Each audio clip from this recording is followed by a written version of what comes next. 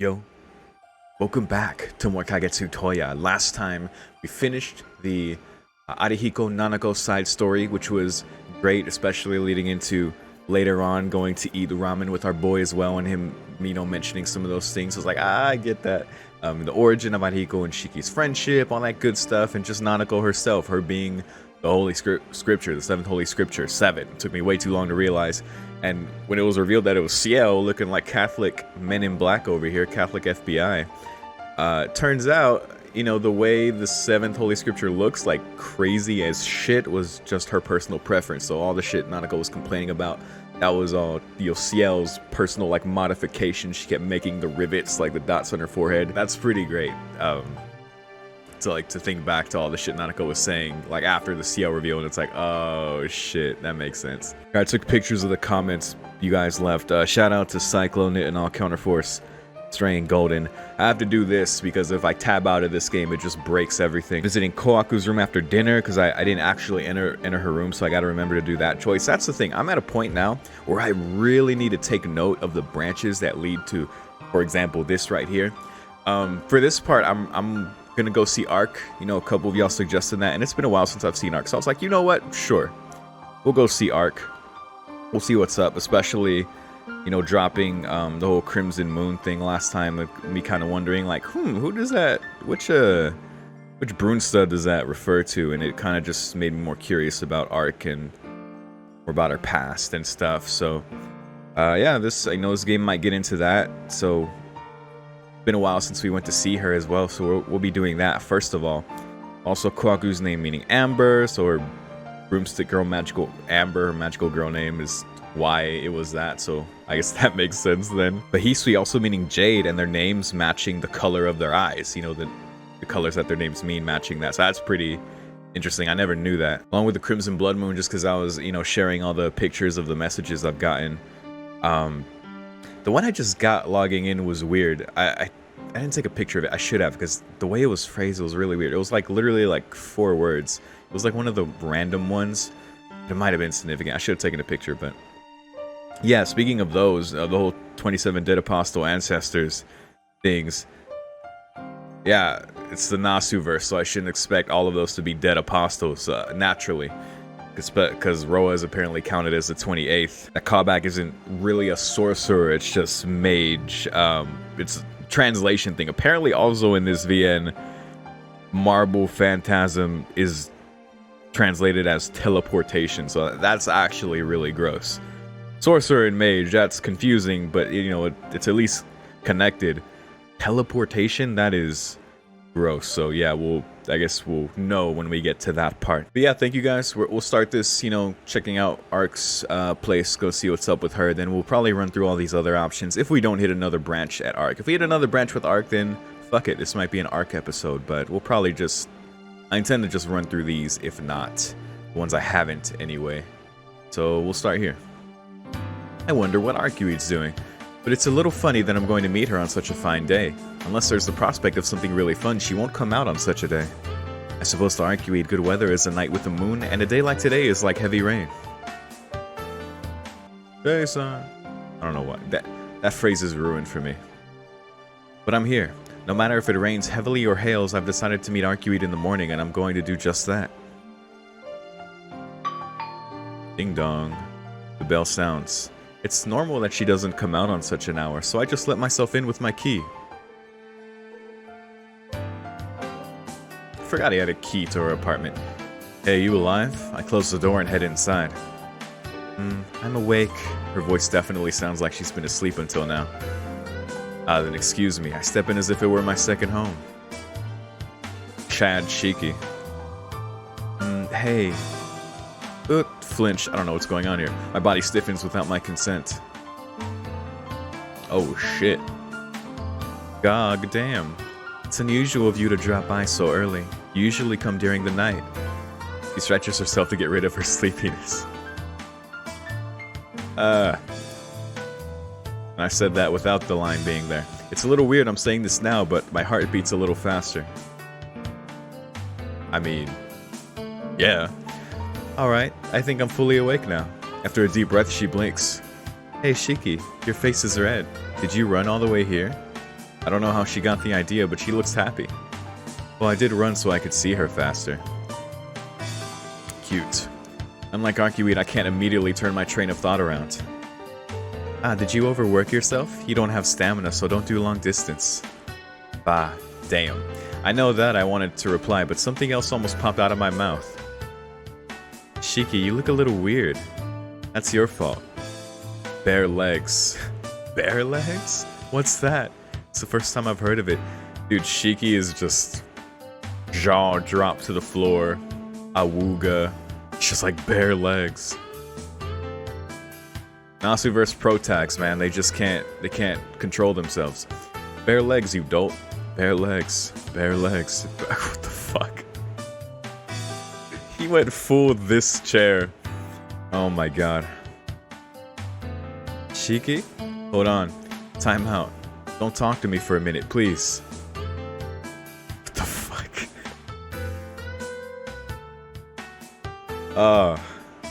Close my eyes in hopes of getting rid of the seduction. Damn it. I've seen her many times, but now that I look at her in a weird light, there's only one word that comes up in my mind. One shirt disheveled in sleep. That's a foul. Is it that hidden things spark the imagination? I mean, yeah. Or are her curves more beautiful than usual today? I'm clashing with my desire to just tip her over and Jesus Christ. Like, why? Like, they're a thing. He doesn't have to say it like that. They're an item. He has the key to her apartment. Like, Nasu. Doesn't have to be assault. The see-through shirt and the morning sunlight that reflects off her skin. Jesus Christ. Hey Shiki, the minute's over. 1 minute extension. I bring my hands together to focus. Bare legs prohibited. Bare legs prohibited. Yeah, even so, doing that so early in the morning is a little... I'm a studious student. If I get swept away by this just because I'm young, then I'll probably fall to bodily corruption. Ah yes, like I want to know more about ARCerola. I should hang out with Arc. Goes to hang out with Arc. This is the scene. Because I'm young. Should have known. This is dangerous. I mustn't lose my reasoning. But my will is strangely dissipating. Rethinking the situation, I take a deep breath. At that moment, a soft plushy sound. Arcueid? Plushy. When I carefully open my eyes again, the worst possible scenario comes into view as expected. Arcueid is lying down on her bed. It's really too much. Since I'm so tired, I'm just going to sleep today. Murmuring, Arcueid lets out a noise as if she's going to fall asleep that instant. Sleep? You... Hey, won't you sleep with me? I think I'll have a nightmare again, so let's sleep together. Together? Well, it's okay, but... No, is it really okay? If I haphazardly crawl into bed, then... Hold on, a nightmare? What nightmare? Alright, here we go. Thank God she said something, or we just would have gotten 15 minutes more about Wooga. Yeah, nightmare. That's the key word in this VN right now. Where you get murdered by me. Oh. She says it coolly. You know dreams are subconscious manifestation of desire, right? That's your logic. When I dream, it's not like that. If it's not, then what is it? I don't know. Really, I'm sleepy. Decide quickly. Are you going to sleep with me or not? Arcueid lets out a furious roar like a beast. Well, I personally want us to sleep together, but in this condition... really, what am I going to do? I mean, sure. Whoa, do we have to bust out the Neko arc already? Whatever, we'll see. Alright, let's do it. We'll sleep together. Can we get a smooth protagonist, please? Just somebody who's like a little bit cool? Come on. I shout as if justifying something to myself. Well, it's not like... Look, I know, it's cute. Well, it's not like sleeping together should be strange now that we've been through what we've been through. That's what I'm saying. And plus, it's very much welcome. Scoot over that way a little more. It's cute that he's still so excited about her. So it's like, you know, it's just funny to me. If you sleep in the middle, then I push Arcueid's body as I lie down on the bed. But, aww. Wow, you're already asleep. She's already letting out a cute snore. Hey, Arcueid, are you asleep? I whisper into her ear, but there is no response. But she really wanted to just sleep with me. I mean, yeah, she was tired, bro. Found myself getting embarrassed when looking back at the things I was imagining just now. I get it. Sleep with me. I get it. Well, she was having nightmares and wanted me near her. It's not like Arcueid, but it's cute. If that's so, then even though it's not in my plan, this will be okay. I can't sing her a lullaby, but if I can comfort her by just being here, then that's more than enough. Exactly. Just wholesome comforting of your lady friend. Looking at the sleeping Arcueid, I let my body sink into the bed. Just cuddle her up, bro. Sunlight that shines through the curtains feels so good. After closing my eyes with Arcueid beside me, I, who has already slept so much, fall into a dream again. Oh boy. Oh shit, is my knife in my pocket? Oh god. I was running. I don't know why I was running, but I'm running with all my might. I have a knife in one of my hands as I run through a maze-like castle of magnanimity. I've never seen that word like that. I assume that's like, I don't know. I only know the word magnanimous. I didn't know magnanimity was a thing. My breathing is troubled. The heart tells the body that more running would be impossible. But still I run. If I don't run, then I'll be caught by whatever's been following me for a while. Caught? That means I'm getting chased by something. But I don't know why I'm getting chased. I don't remember doing anything horrendously bad. Are their dreams, like, connected right now? Is he gonna see Arc chasing him? Well, my knife is in my hand, and I'm running without a particular reason. Knife. Yeah, he has his knife in his dream, which means this is gonna end terribly. It's in my hand. Did I do anything horrendously bad with that? For example, follow a strange woman and then cruelly murder her. And he said we're in a castle, right? Interesting. Yeah, well, this might be more connected to Arc than we think. Well, this dream in particular, especially if it's connected to her, if we see her here. For example, follow a strange woman and then cruelly murder her. Well, let's not do that again. My breath is about to give out. Now the heart shouts that it cannot do more. Right, this is in my memory too. I didn't have my knife then, and it wasn't in this ridiculous castle, but I was definitely running. That time, why was I running? I thought that if I didn't, I would be killed. I was certain that I needed to repay for my killing with my own death. But who it was, I don't think I can remember. Come on, Shiki, remember.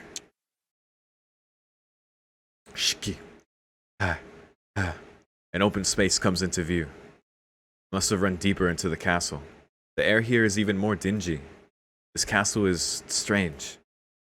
Although a mere building, it seems to be emanating feelings as if it were a living thing. Great buildings are said to hold their architect's philosophy. Could that be the case with this castle?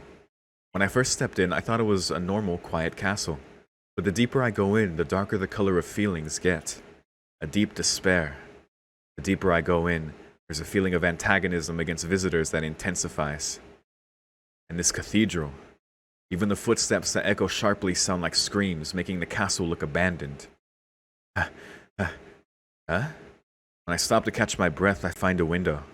The cathedral seems to be high above, as one needs to look far down to see the ground. But my memory is right, this window points to the deepest part of the castle. In other words, this window is to watch over the ivory chair. Curiosity overwhelms me. The chase is now out of my mind. This ivory chair belongs to the owner of the castle. The window to look over the seat. What could it be? I ascertain that all the mysteries of this castle are concentrated around that window. Echoing footsteps behind, I move over to the window. Leaning over the guard, I look down far to spot the ivory seat. Is anyone sitting in it? Whoa. I did not expect a CG for that. Okay. That's... do not look human. Oh my. Okay. Facing the voice coming from the back, I turned with the oh, be still my heart. I turned with the knife in my Arcueid? Yo. So yeah, as I was thinking, this is some OG Arcueid lore here. We just had to get through a little bit Awuga, which is understandable. It's Arc. I'd be Awuga too. But hey, we're getting everything here. Let's go. I hurriedly put down my knife. God, this is like... this is like last episode vibes. By the end of this, we're gonna be in a field running towards Arc in her dress here. Strange long hair and an even stranger dress. As if impressed, she moves her lips. She looks like Kiss Shot. That's crazy. That is correct. I am Brunstad. I thought you were worthless, but it seems like we have something in common. I'm kind of giving her a little more serious of a voice here, a little less playful.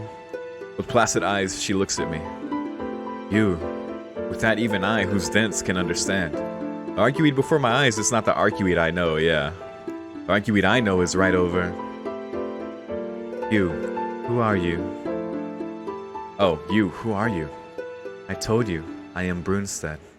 I suppose in your eyes I can only be that one's nightmare.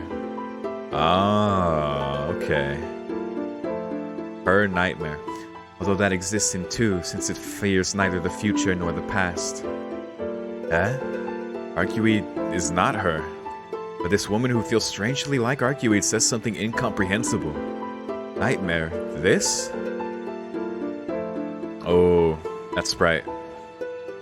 To explain it simply, but this body cannot realize itself. The ones enveloped by nightmare are a whole for you only. Okay. Even without the help of a familiar, I exist like that. Indeed, you're not looking at that one's nightmare, but you're just among us. Her voice lacks feeling, but her movements betray her uneasiness. Interesting, okay. Alright, I'll keep that in mind. I don't really understand, but you're not the Arcueid I know, right? That's correct. If you were to give me a name, it would be Crimson Moon. Okay. Alright. Right, that's so funny. Right after last part, when I finally bring it up, that I got that intro text. We get it name dropped here. Okay. That hasn't freed itself, so that's why it's still here. That hasn't freed itself. And that's why you're here. Why it's still here. I mean, it's referring to Crimson Moon, which refers to this version of Arc, or this aspect of Arc. Okay. So can it free itself? Her dress floating behind her, Arcueid goes away. Tap, tap. The footsteps echo throughout the cathedral. Wait! What do I do now? Arcueid stops suddenly. The obvious thing. This is that thing's world, so your nightmare doesn't exist. Since this is not your nightmare, the only way to wake up would be to do one thing. Oh my god. No, no, no, no, no. No, no, no, no, no. No, that's... I still don't understand how. Arcueid, with her back turned towards me, raises her shoulders. But then with a sigh. Die. Yo. I know those eyes. Looks at me with golden eyes. God damn. Light that comes out like a net. Tonoshiki's body disintegrates like a shredded egg. Into exactly 18 pieces. Seems like she's trying to one-up me. Oh my god. Did he chop her into 17 before? Is that why he's saying that? That's hilarious if so. But holy shit. I don't remember how many pieces it was back in Tsukihime. Ooh, he's Paul Phoenix right now. Unable to stand it, I rise out of the bed.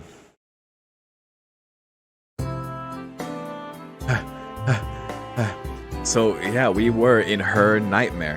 That's her nightmare. And based on how Crimson Moon was speaking there, that aspect of Arcueid, whether that just refers to Arcueid back then, which could just be as simple as that, but just, I don't know, the phrasing was vague and kind of, well, vague, so it's like, I kind of have to leave that open to interpretation for now, but that's very interesting. But the way they spoke was as if, you know, the nightmares are like central to Shiki's experience. Like, she said, like, she can't realize it, like Arc, but because this is like based around him, like that's why he can see it, or that's why he's like aware of it, or something like that. But obviously this is like, the whole nightmare thing is integral to like whole Shiki's experience, and the way he experiences this is unique because he knows that he has memories or deja vu from before, and he seems to be the only one who can actively like work towards that. And I don't know if that's just by virtue of being the protagonist of the VN, or if it's literally specifically to do with him. But that's, you know, whatever. I'm just talking in circles right now. Either way, that was very cool, and I'll keep those things in mind. Crimson Moon. All right, now we know. Check that my hands and feet are attached, and only then does my reason return. Ooh, it's way beyond everything. I guess I still haven't calmed down fully yet. Wiping the sweat off my forehead, I look at Arcueid. You have a knack for sleeping through other people's troubles. A calm smile makes my dream feel stupid. In that dream, there are a few serious things I need to ask, but Arcueid looks happy right now. Can't wake her up to ask. She's sleeping. Furthermore, she's sleeping happily beside me. What else can I want? Right, I'll ask such serious things later. Plop. I let my body be overwhelmed by the bed again. If I close my eyes again, can I maybe meet that Arcueid once more? If I do get that lucky, I want to, even though my neck might be on the line for doing it, try to make that strong princess smile. Interesting. And so I fall asleep. Does he see it again? If I wake up, it'll be a normal morning again. But before that, I dream once again with her. Okay. Oh, we're going back in. Alright, let's go. Repeat again. Okay, dude. Alright. Because then we slept the rest of the day until the next loop again. God damn it. Oh, what a bait. Man, that's so fast. Because, you know, we slept. Then it was probably, by the time he woke up, it was probably nighttime. Then he slept again. Somehow. Because Shiki's a monster. And then we looped. People were crammed into the art director's house. A man fainted. So, is the image done? There's no answer. He looks like a corpse. Oh, poor guy.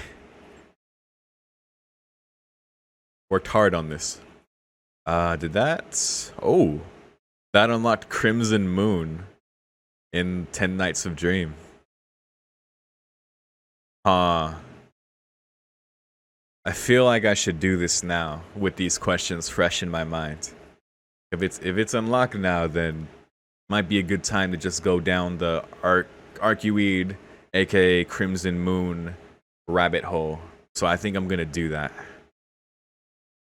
I'm kind of in the mood for that now. Now that we've gotten that. Yeah, let's do it. The stars are close. And to determine why that's Arc's nightmare. Why her as Crimson Moon, her in that form, like whether, like, I guess her of the past as a true ancestor. You know, with her long hair, long beautiful hair and dress. Again, she looked like Kiss Shot from Monogatari. Why that's her nightmare. So yeah, maybe we'll find out. The stars are close. The sky over the deep valley was so high and clear you would be able to reach out to the stars and touch them. There wouldn't be anywhere else in the world that is as close to the heavens as this land. This is a high land, but if you simply compare the heights, and there are other lands that can boast their altitudes other than this. The real reason that this land is close to the heavens is because this is where they were born, the true ancestors? At times, the figure of the moon is sacred, even holy. It, being large enough to cover the top of your head, is like a cover of the sky, and its size strikes a certain fear in you. The people of old wondered if the moon was about to fall down on them. That is, the end of the world. That phrase again, alright. The fear was not just an absurdity, because the primal being that appeared in this land was definitely summoned to bring forth the end. Oh shit. Oh, we're getting deep here, okay. However, the world has not met its end. The concept of the world that we have built is far stronger than what the star had imagined. The crimson moon sheds its tears. It says in sorrow that it will be a long fight. But even if it returns again as a new moon, it is not the end. For all living things in this land will turn on it. Although time, which may be the ultimate factor, is on its side. I believe, oh my god, is it referring to that event where Zelrech fought? Oh, I got exactly who he fought. Is it Crimson Moon, aka Arc, or was it? I don't know. I might be thinking of something else. But I think like he fought to like prevent this, but I don't know. Maybe this was like way like different or before that. I just, for some reason, that popped in my head right now, but I forget the details. For all living things in this land will turn on it. Although time, which may be the ultimate factor, is on its side. Okay. Crimson Moon, here we go. I'll try not to derail into stomping too much. That was the bane of my Tsukihime playthrough, because then they would answer like 2 pages later. The moon is close. It suddenly occurs that the celestial body may be connected to this land. That was it not the point? They say that they were created as a sensor of nature. But who was their mold, that primal being? The planet made them to resemble humans.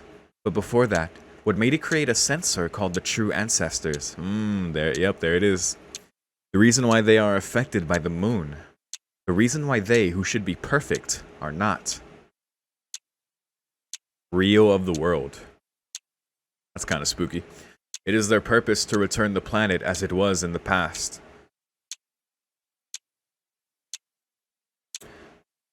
Yeah, and this is something I vaguely remember as well, like the purpose of the true ancestors being created here. Like, they're considered like a force of Gaia, no? Like, I know they were like...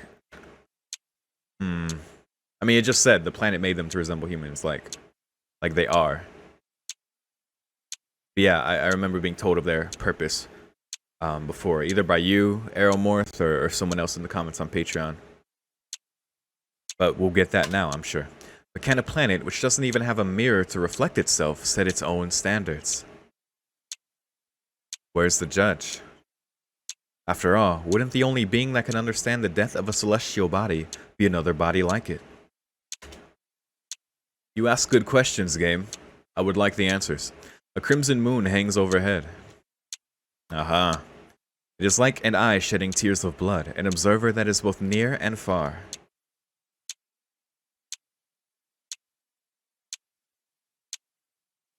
I open my eyes with a strange sensation. Oh, who are we? It is like I am myself and someone else. Like I, Tono Shiki, is in the cloak of a man called Michael Roa Valdamjang. Oh boy. A minute a minute disorder disturbs my sleep. I am understanding myself as myself and someone else. Oh, Roa, huh?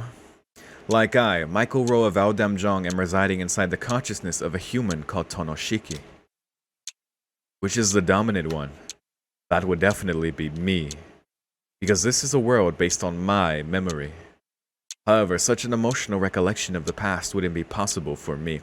I like the color coding to indicate who is... Okay. Oh, we lost it when we came back. So that means that this world is my world, okay? It's blue. I am myself, and I am you. And this must be a dream. It is a story that can only exist as an anecdote that is both past and future. Is it? If this is a dream, then that would be okay. The time spent in this gap is probably just an instant. It is a contradiction that can be understood with acquired knowledge, and one that will be forgotten in a second. So yeah, basically explaining why we can witness this. As a memory, as a dream, as a contradiction. Understood with acquired knowledge. Happening in an instant, but will be forgotten, and will be forgotten in a second. The space of time is unnecessary, but it's not that big of a waste. Let's see it then. 1. What you got? Ah, I remember this room. Yep, we're definitely Roa. Very cool. So we're looking at it through the lens of his memory, through the connection with Shiki for us to see it now. Very cool. The room assigned to me was windowless, so the moon wasn't in sight. The castle standing in the valley was really silent. They, the masters of the castle, and the dead apostles who served them, were both keeping their presence and emotions silent, as if silence was a virtue. The room assigned to him, huh? That was very pleasing for me. I visited as a messenger of the church, okay. In order to destroy the fallen true ancestors, the church secretly asked, rather demanded, for their help. They cooperated actively. I see. The number of fallen true ancestors that walk this land is around 10. Okay, this is cool details about the fallen true ancestors.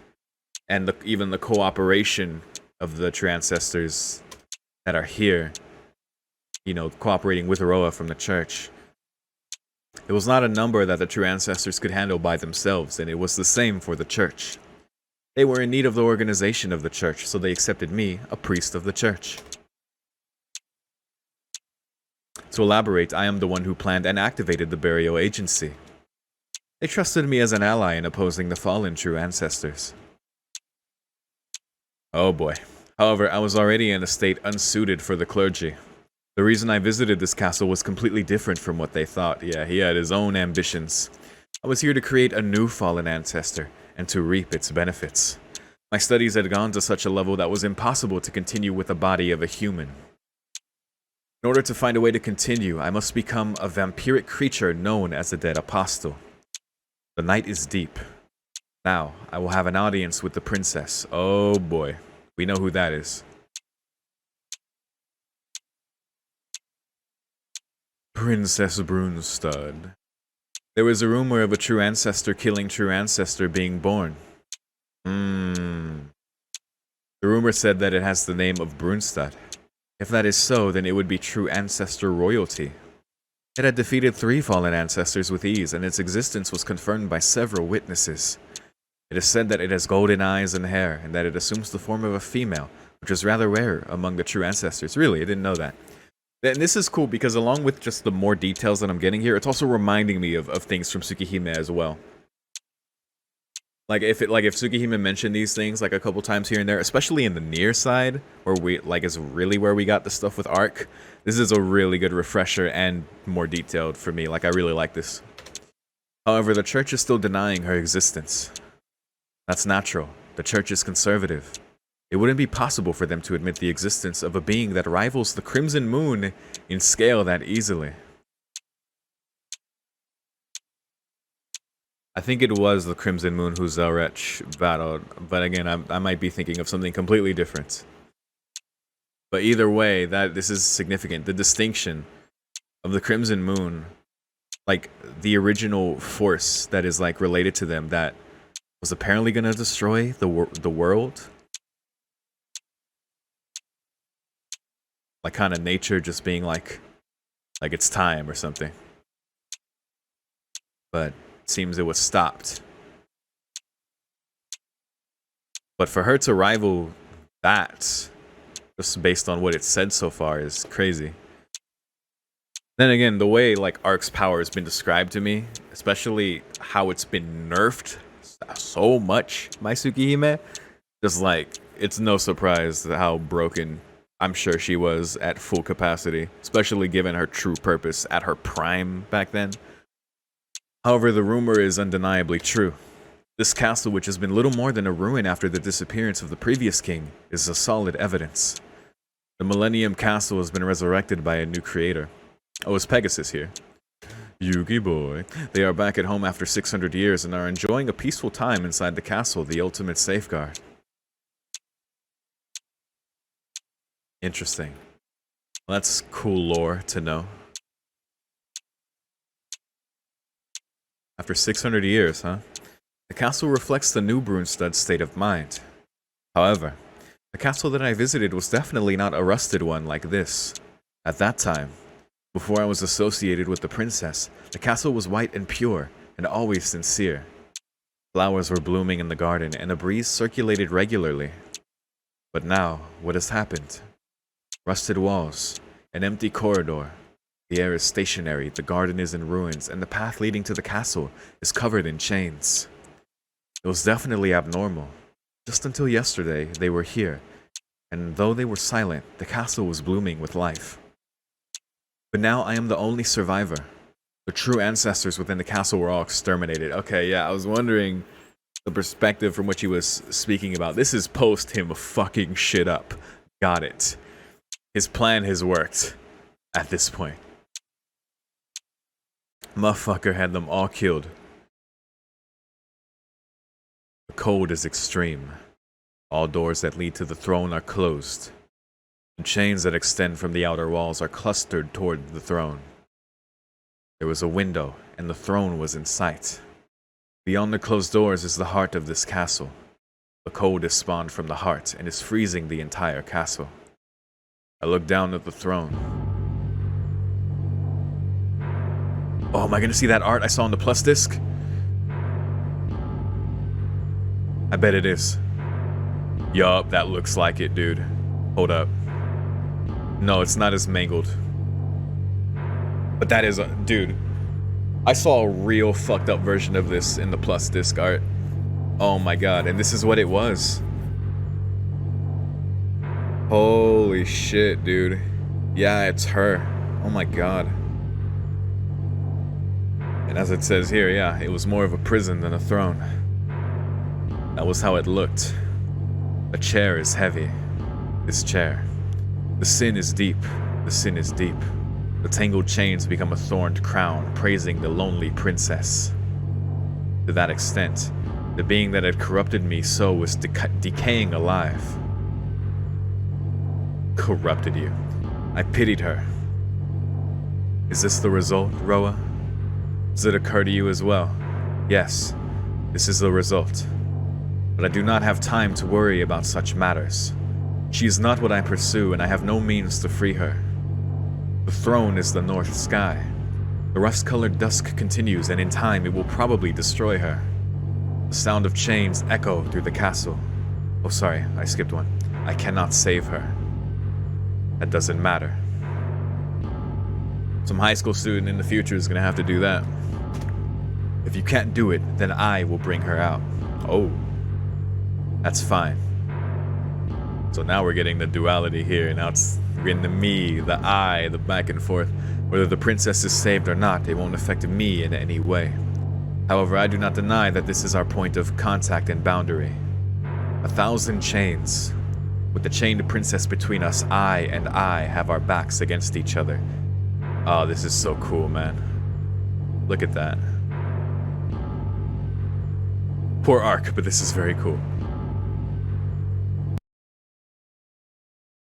Now for a moment, in a time that cannot exist, let us each start his day, okay? We're shifting now, okay? 2.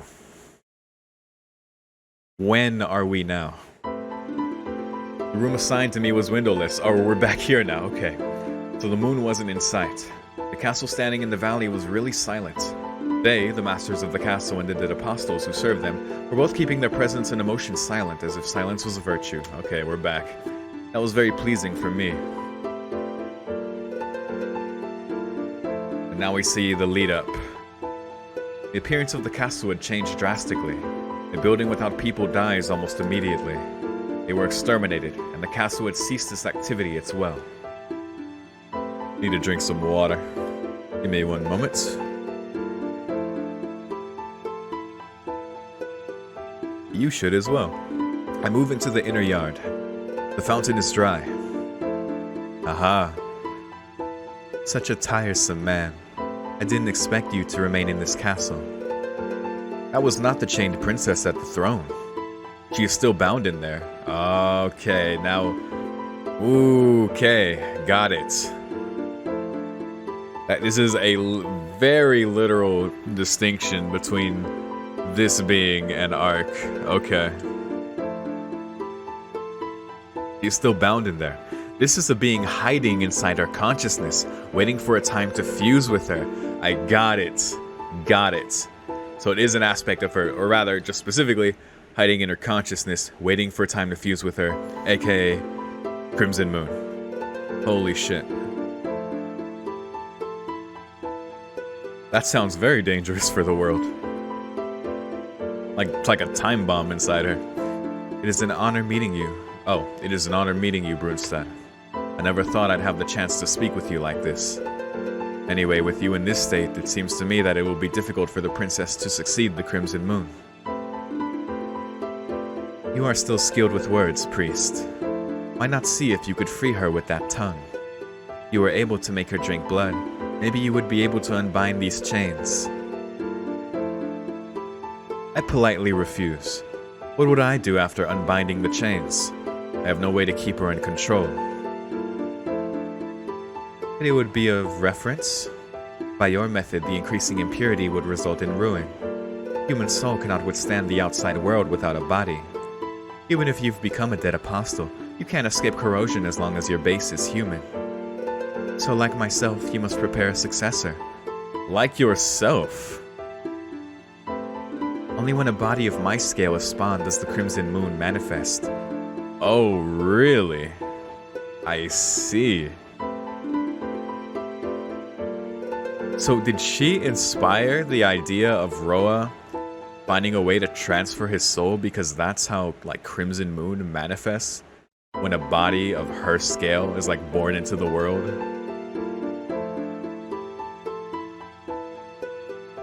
I guess within the true ancestors, which I guess Arc was the last and only one. That way, there is no need to repeat useless steps and become simplified as in your case. About that matter, I desire that simplification. I want to cut off the useless self to keep its influence as minimal as possible. Wait, hold on. Oh my god, wait, Tsukihime. There is a scene in Tsukihime where we got flashbacks of Roa speaking what seemed like to a woman in his room. But maybe, like, it wasn't in his room. Like, at the time, like, it just showed the CG of his room. But they were talking about, like, this, right? That just popped in my head. If that's true, then holy shit. I want to cut off the useless self to keep its influence as minimal as possible. I do not wish to maintain a world corrosive will, as in your case, Brunstad. You speak bold words. Do you mean to say that you understand what I am? I do not understand. What I do know, though, is that your process is not very effective. After you were born as the ultimate being, the ones born after you were all too imperfect. Ah. You were the only one that went right, and all the other true ancestors were just failures, weren't they? So you decided to modify this. The true ancestors are just a phenomenon that occurs by need, but you taught them how to create it with their own hands. The reason is simple. You desperately needed a true ancestor of the same degree of purity as yourself. I see. So she taught them how to make more of themselves, because yeah, they like, I remember they could do that. But because they weren't worthy, I guess, of her incarnation, so to speak, you know, the fusion, then she needed one to, like he said, she needed them to make one, to be able to make one that would fit or be close enough. Continue. It means that your life is reaching its end. To the true ancestors who do not have a predetermined lifespan, death is something that results from an external event. You had too many enemies. Generally, the true ancestors are accepted as a spirit of nature. Right, okay. That's why the Beast of Alaya won't oppose them. Oh, is that why? The true ancestors are more than just an enemy of the human race. They are the keepers of nature as well. I did have that described to me as well. Like, yeah, the true ancestors, like, really being such a force of Gaia. But it's interesting, like, how it says that's why Alaya won't oppose them. The Beast of Alaya. Our subconsciousness both accepts and denies the monster called the true ancestors, so Alaya's beast does not recognize them as a target of elimination. Ah, I see. The collective will of humanity, right? Their collective consciousness.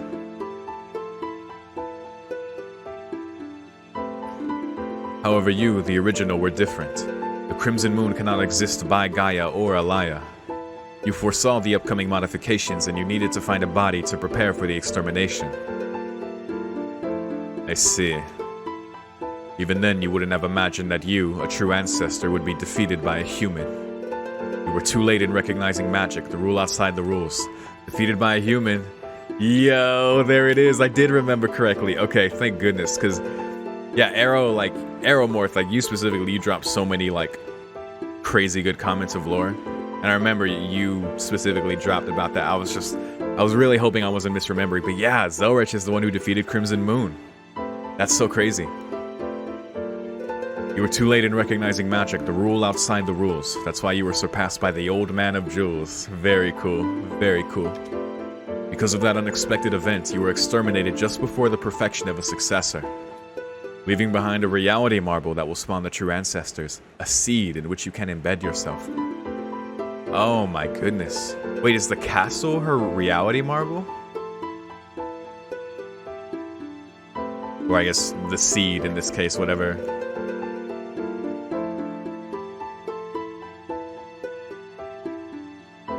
Silence from her. The 27 ancestors are no more than a footprint that you made in this world.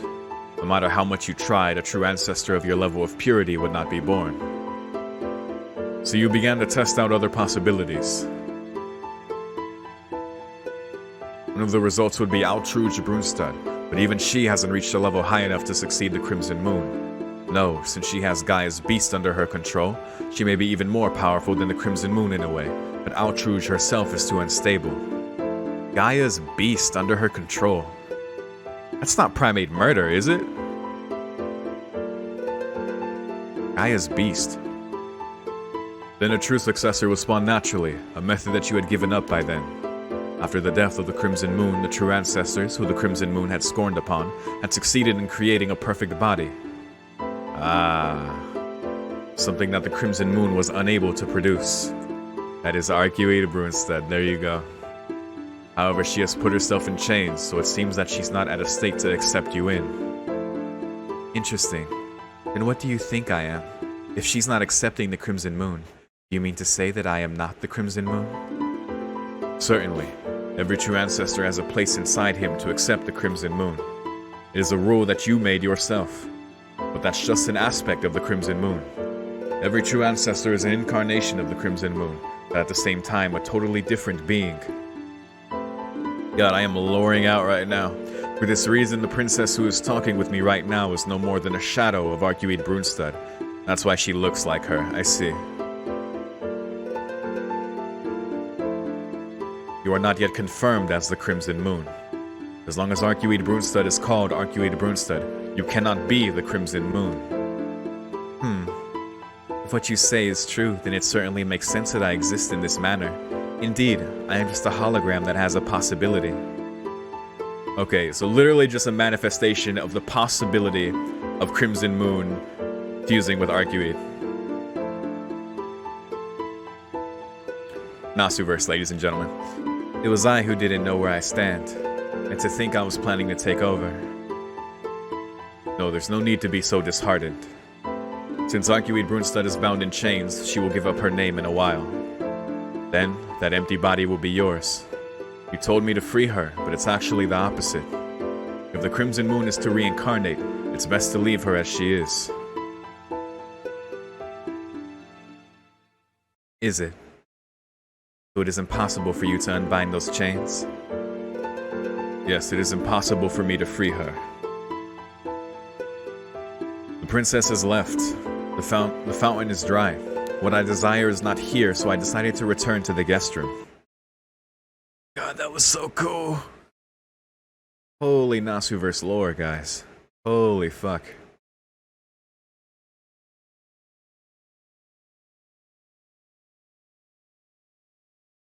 Alright, let's keep going. I'm just gonna roll with that. Everything we just learned there. Let's see what else we learned. The room assigned to me was windowless, so the moon wasn't in sight. The castle standing in the valley was really silent. They, the masters of the castle, and the dead apostles who served them, were both keeping their presence and emotions silent, as if silence was a virtue. That was not comfortable for me.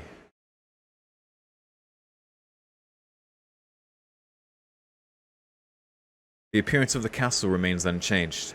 Castle walls are hardened with despair, and not a speck of wind enters through the closed doors. When was it? I once had a dream just like this. So yeah, the me in blue there indicates Shiki now. I walk towards the cathedral, my footsteps echoing like screams.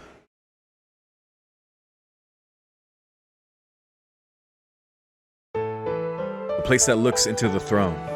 She was there, in that frozen cathedral. Ah.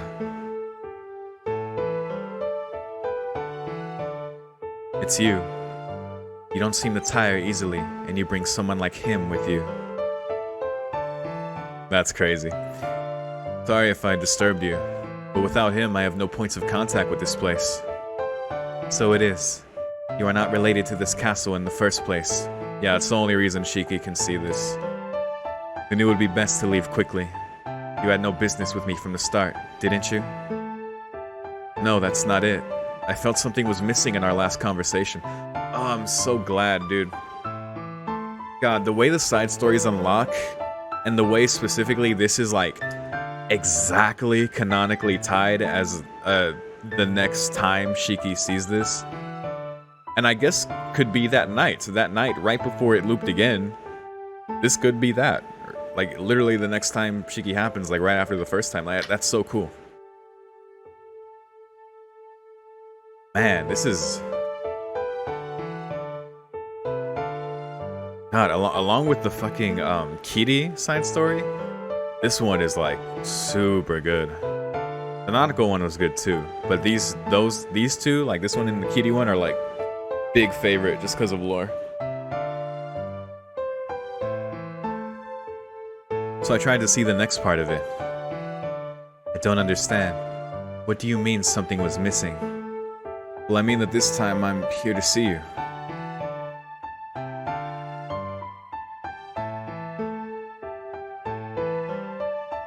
As I thought, you are mixed with him. Humans are quite noisy beings. Noisy. Hey, how come you're so conceited? I didn't say that to flatter you, and I didn't lie about it either. I'm just here to meet you and to do something about that dignified face of yours. Indeed, if you were a shrewd man, she would have killed you outright. So she really is getting along with such an impolite person. Hey, it's not like I'm the rude one.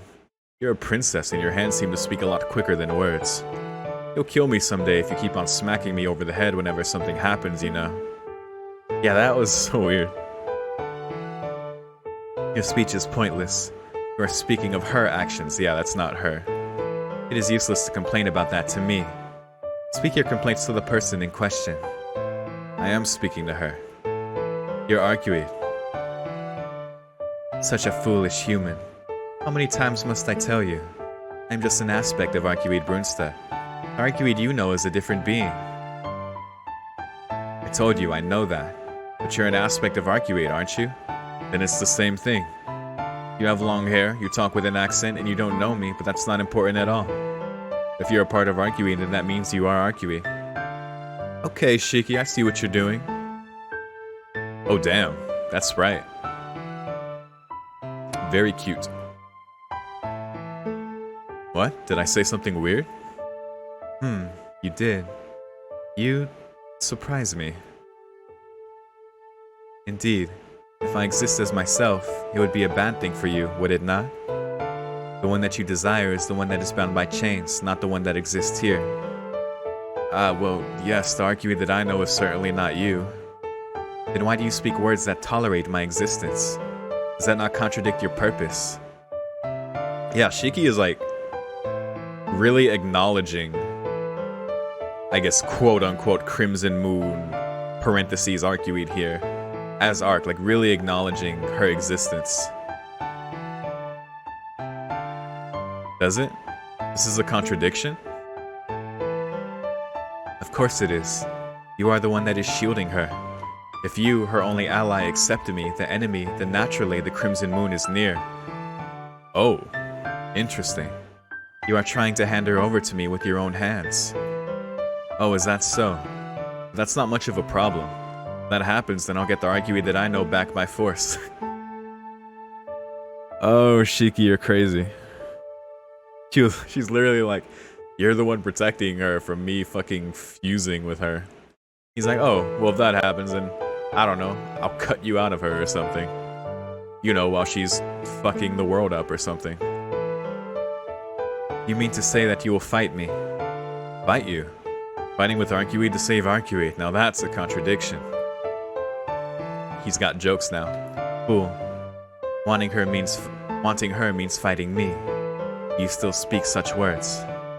That you can save Arcueid Brunstead, who has been bound by chains from long past. Yes, I can save her. That's my boy. That's my boy. That's immediately what I thought when the scene with Roa was like, I cannot save her. Well, I know who can. Silence. Then, filling a faint yet absolute gap, she speaks. This is the past. It is a world where you shouldn't be in, therefore it won't appear again. Farewell, human. I hope your words will come to be more than just a joke. A gentle request. Yeah, that was kind of a sincere thing she said there. He really caught the possibility of Crimson Moon off guard. Good shit, Shiki. It seemed like an awkward request that betrays her noble self, yeah. That's cool though. Leave it to the protag.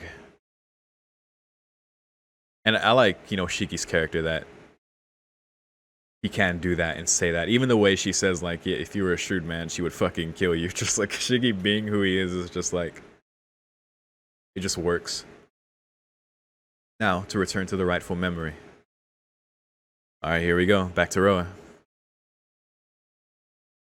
This whole thing again. The room assigned to me was windowless, so the moon wasn't in sight. The castle standing in the valley was really silent.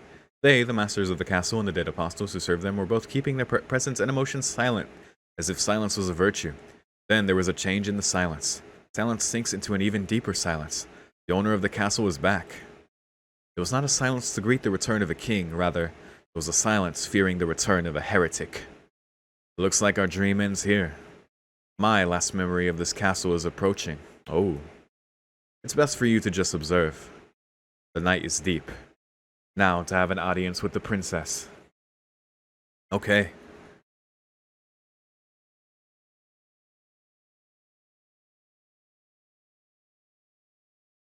The rightful owner. Not the return of a king. The silence fearing the return of a heretic.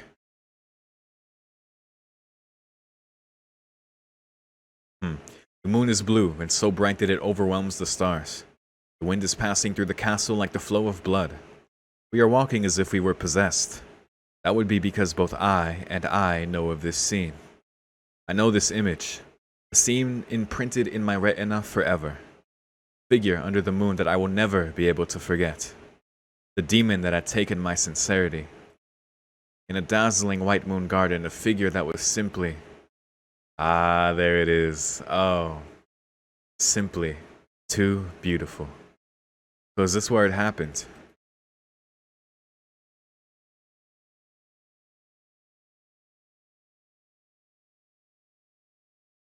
Yeah, that's gorgeous. Love it. There, everything was.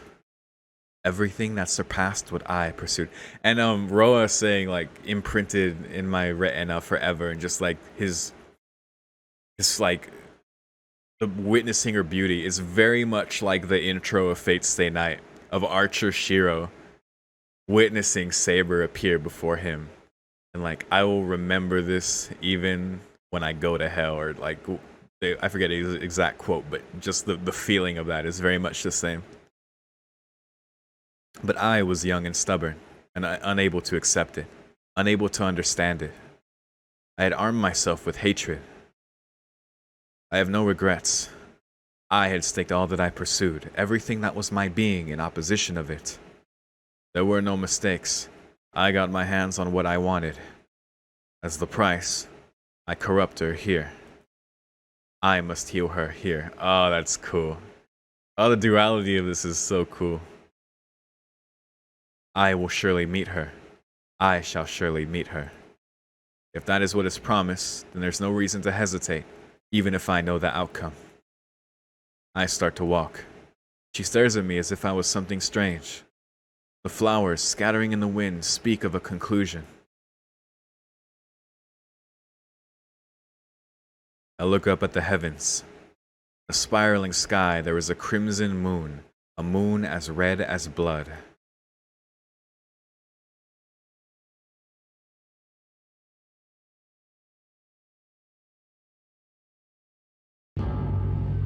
Oh my. Dude, Nasu knocked this one out of the park. I'm really loving his writing in this one. This is really fucking good. In the ruins, a sinner is imprisoned. Bound in 1,000 chains, the princess of the true ancestors continues to sleep. Gazing at a sight that I had never seen before, I decided to wake up. Farewell, princess. If we ever meet again, may it be in an unfamiliar place, in an unknown time, under an uncomfortable sun. And so it was. And that's it. Oh man, that was beautifully written. That was so beautifully written. Big props to Nasu. Oh my god. And well translated, I should say. Well translated. Big props. Big props.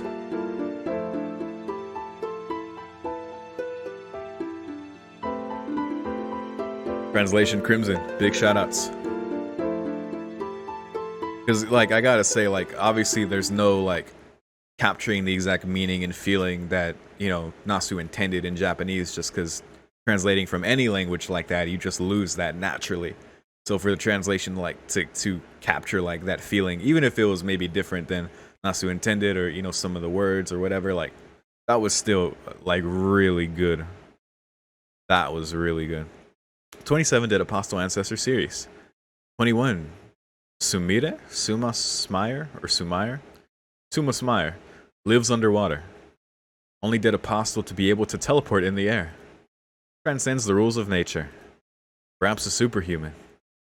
A pessimist who does what she feels like, but also one who can enjoy anything. And Tsukihime 2, rumored to be just a simple drunkard older sister who needlessly gets in the way of the murderer.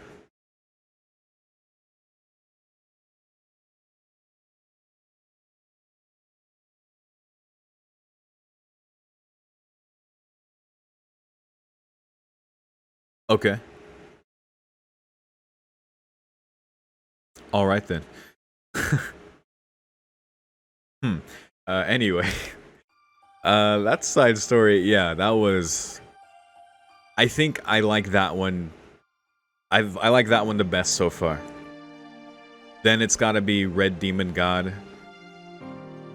I think Story for the Evening was good, of course. Like, as Akira, like, especially it being continuation of True End and kind of the character arc she had, and delving into her depression and her coming out the other side of that. I really like that. But it's hard to get to a rank next to Nanako-chan, just because Nanako-chan is so, like, very dynamic in its tone and in its content and the vibe of it. So I really can't say for those two, but I definitely can say Crimson Moon is my favorite so far. Just the way it was translated, like how it, what we learned about Arc and the aspect within her that is the potential for Crimson Moon. That's kind of looming, that's the possibility of its fusion with her, but also that Shiki is apparently shielding Arc from that possibility. Like, you know, that aspect just straight up told him. But even him, like, because he sees that aspect of Arc as still Arc, he's fine with, like, kind of letting that happen or even giving that away, because then he's like, well, I'll just stop her. Right? Which really caught her by surprise, and that's very, like, very Shiki thing for him to say about that, which I like. I like Shiki's character in those moments where he's like that, because it's just, yeah, that's why he's the fucking protag. And, you know, Roa, seeing his memory, how it all went down, and just the lore about Crimson Moon in general, about the true ancestors, why Alaya as a force, you know, the unconscious will of humanity, or however it's exactly supposed to be said. Why it doesn't oppose the true ancestors, because it both accepts and simultaneously denies. Yeah, just very, very cool stuff. Yeah, I don't know what else to say about that. It was just very cool. I enjoyed the lore. I enjoyed the duality of the text between Shiki and Ro was really cool. Very, very nice. It used repetition well with going through it again and again and when it shifted to Shiki there for like the second meeting with that aspect of Crimson Moon was very good. That was perfect. That was perfect to do right after doing that scene in a day here. So, yeah. Hell yeah, dude. We're gonna delve back in. But yeah, that was great. Definitely my favorite so far. Very cool. I'm all lored out right now. I love it. But we're gonna stay at the mansion. We're gonna go back to where we were here. Actually, no, because yeah, this is how I got to that branch. I'm tired of the mansion. I'm going out. And then it gave me a whole other bunch of choices. So, yeah, we're gonna do this again. And we'll do something else. We'll wait. The tea house. Sure. I'll go to a coffee house and comfortably plan out my day.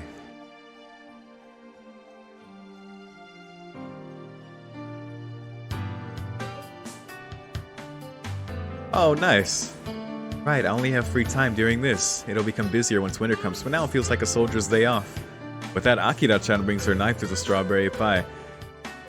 Of course, the tea house, you know, the place we'd always go to see her, or rather that we saw her in the Plus disc. She ended up really liking this place, even if it was with fake Shiki at first, but yeah, that's cool. Should have known. Changing my habit for today, I order a whole pie instead of a half, or even the usual quarter of one. Oh damn. The pie that takes up most of the table space resembles Southeastern Asia's flour grown in the countryside. And the table is the world's best flour. I think I made metaphors that bring down my own appetite. Alright, Shiki. Starting next year, I think I can't even do what I like. In the high school section, there are 3 people in one room. They do possession checks often too. Oh yeah, we saw with Akira, her and her 2 roommates. There's a lot of people in one room. Club members will also be split up into different rooms. Tono-senpai has an unusually high grade, but I on the other hand have an unusually low grade. Akira-chan munches on as she talks. This girl is Seo Akira-chan. She's Akia's Koai, or underclassman. Last winter, there was an incident which I got involved in, and during which I met her. Since then, we've become friends. Akira-chan's careful, so her actions aren't pronounced, but she's very healthy and positive. The juxtaposition is really cute. Meeting with her makes me feel as if I have a little sister, so we've been meeting often. Also, she has fucking mystic eyes. If you have a little sister? Nissan already has a magnificent little sister, don't you? A voice as far away as possible from a little sister comes to my head. I'll just forget it. God damn it, Shiki. Shiki-san? You've been quiet for a while. Are you feeling well? Akira-chan looks at my expression. I'm fine. There's just something I needed to think about. I know. It's certainly about Tono-senpai, isn't it? She's sharp. I wonder why a woman's intuition is so sharp. Like a blade. Yeah, half of it was about her. Shiki-san, when you think about Tono-senpai, you have this troubled yet happy face. And saying that, Akira-chan makes a smile too. But I'm only half right. The other half is... Murmuring, she puts her fork in her mouth and looks down. Yeah? What about the other half? That it'd be good if it were me. Ah, that's right. The other half was about you.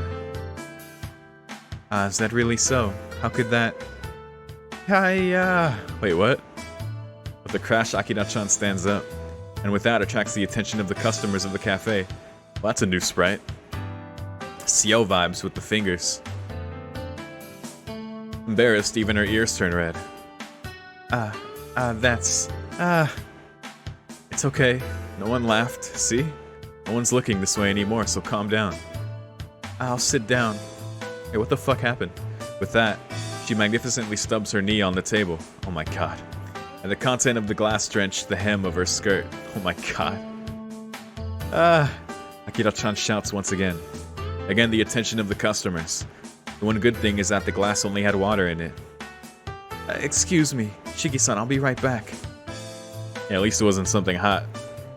Almost crying, she goes to the restroom. Poor girl. Alright, what now? And then she quickly returns. Laughing embarrassedly, she talks and tries hard to forget the incident. I felt as if I were dragged here by the enthusiastic Akira-chan. And in addition, there's this Soka-san, but she's the diametric opposite of Tono-senpai. Whose surname is, Tsukihime. God damn it. She's like senpai when in school, but outside in the dorm, she changes. She seems to like flashy things such as metallic chains and so on. Shiny things, necklaces and jewelry? Akira seems to be making weird friends again. She's got moves too. Jubi and Melty Blood. That's not it. It's actually...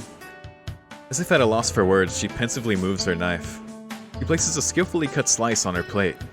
On the table, there's only one slice of the strawberry pie left. Should I order one more? Raspberry tart, maybe? This one's almost done. Really? Yay. Really? You must try the raspberry of... Anenerbe? Akira-chan's face brightens up. And from that, I cheer up too. Some cultured pie.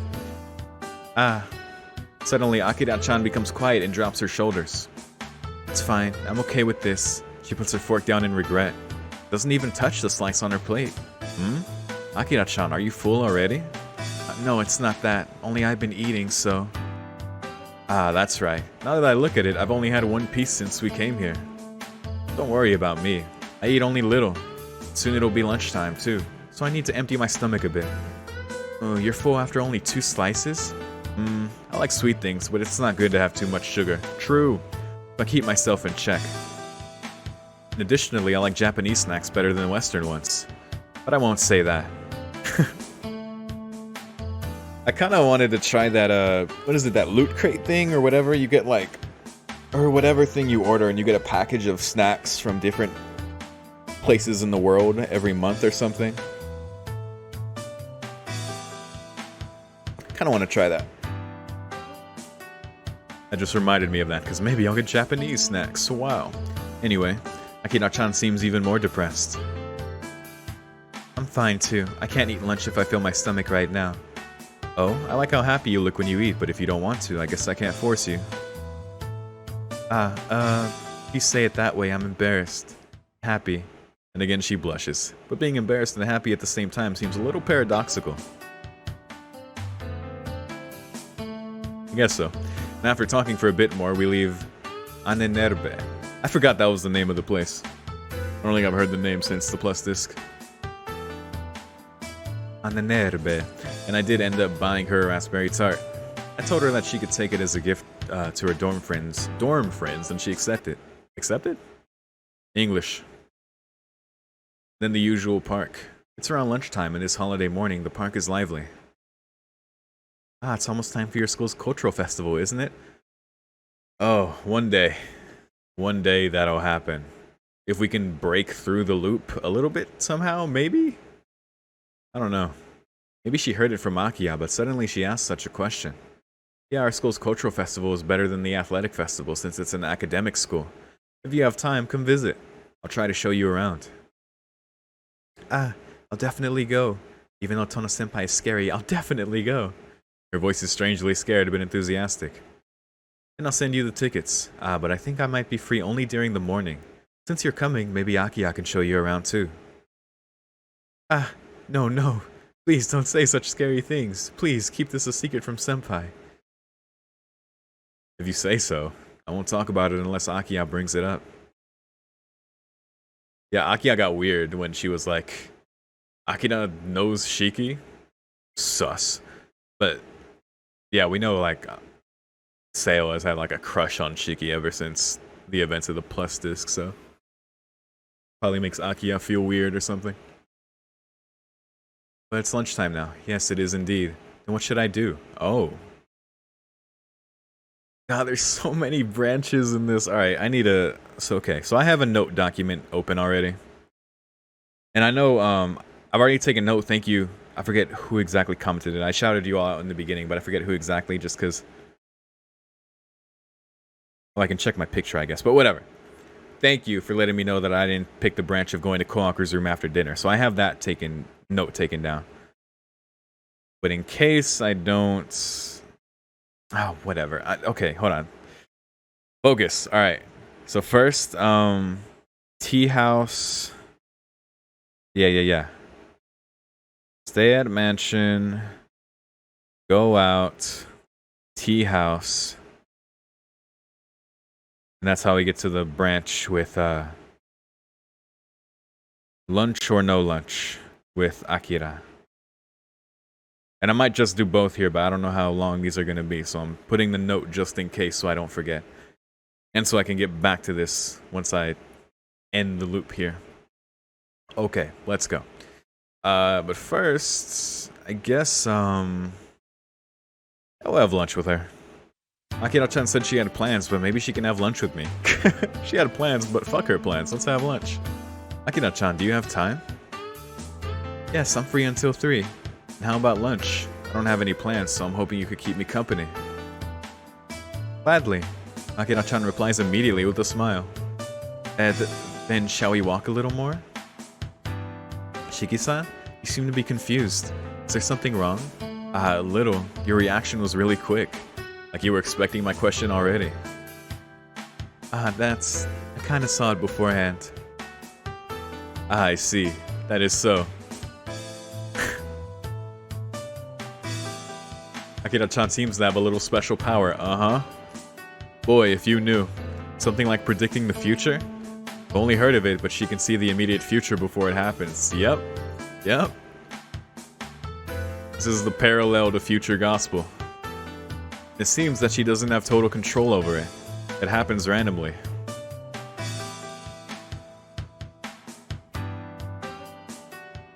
You get something for both of us from a relatively fancy hamburger place and head to the park. The weather's nice and Akira-chan wanted to go out to the street, so we ended up in the park. The sunlight is warm, a perfect day for sunbathing. Hey, you're from the north. Then you're strong against cold, right? Not really. I can't get up easily in the morning if it's cold. And my father always scolds me, reminding me of the employees who have to get up early no matter what. Employees? What does your family do? We brew liquor. Specialists who can brew good liquor are treasures, so they seem to have more say in my house than my father. He says it happily, so I guess that's a proud occupation to have. Her innocence is so tranquil. I hope that she grows up this way. Anyway, even though I'm weak against cold, I'm strong against alcohol. I know you're not supposed to drink, but I'm the first one to taste what's brewed. Ooh. Oh, then you like Japanese drinks, Akira-chan? Can I just say that I like Western drinks? As if she has something else in mind, she fidgets her fingers as she speaks. No, it really doesn't matter as long as you like it, right? Alcohol's alcohol. Right. There's no liquor that tastes bad, so I don't think it's okay to be bound to one type. It looks like her father insists on Japanese liquor only. Well, I do understand how he wants to pass his trade on to his daughter, but I'll be on Akira-chan's side for now. But beer won't do, that's not good. Oh, that's what Shiki said. Beer? Shiki-san, you don't like it? No, the taste is alright, but it makes you fat. Fat? Yes, really quickly, too. They call it a beer belly for a reason. Chubby? Her eyes are tearing up. Am I too late? Tearing up. Tearing.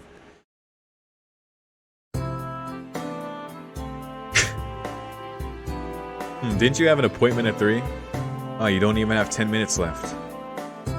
Yes, since the person's very strict about appointments, we should be able to meet here pretty soon. We were going to meet during lunch, but I was able to postpone it a bit. Is that perhaps because of me? Yes, but Senpai seemed to have something come up too. We decided to meet after we both take care of our business. I see, then that's a relief. Senpai? Wait, yeah, is it Akira? Could it be someone related to Akira? I asked carefully. Akira-chan's in her last year at Asagami Women's Academy Middle School, and Akiya is a junior at Asagami Academy's high school. So Akira-chan's senpai would be someone in high school. The possibility of that person being Akiya is high, aka... Uh-oh. Akira-chan and Akiya are both student government members. They seem to mix the high school and middle school when they hold meetings. Eh?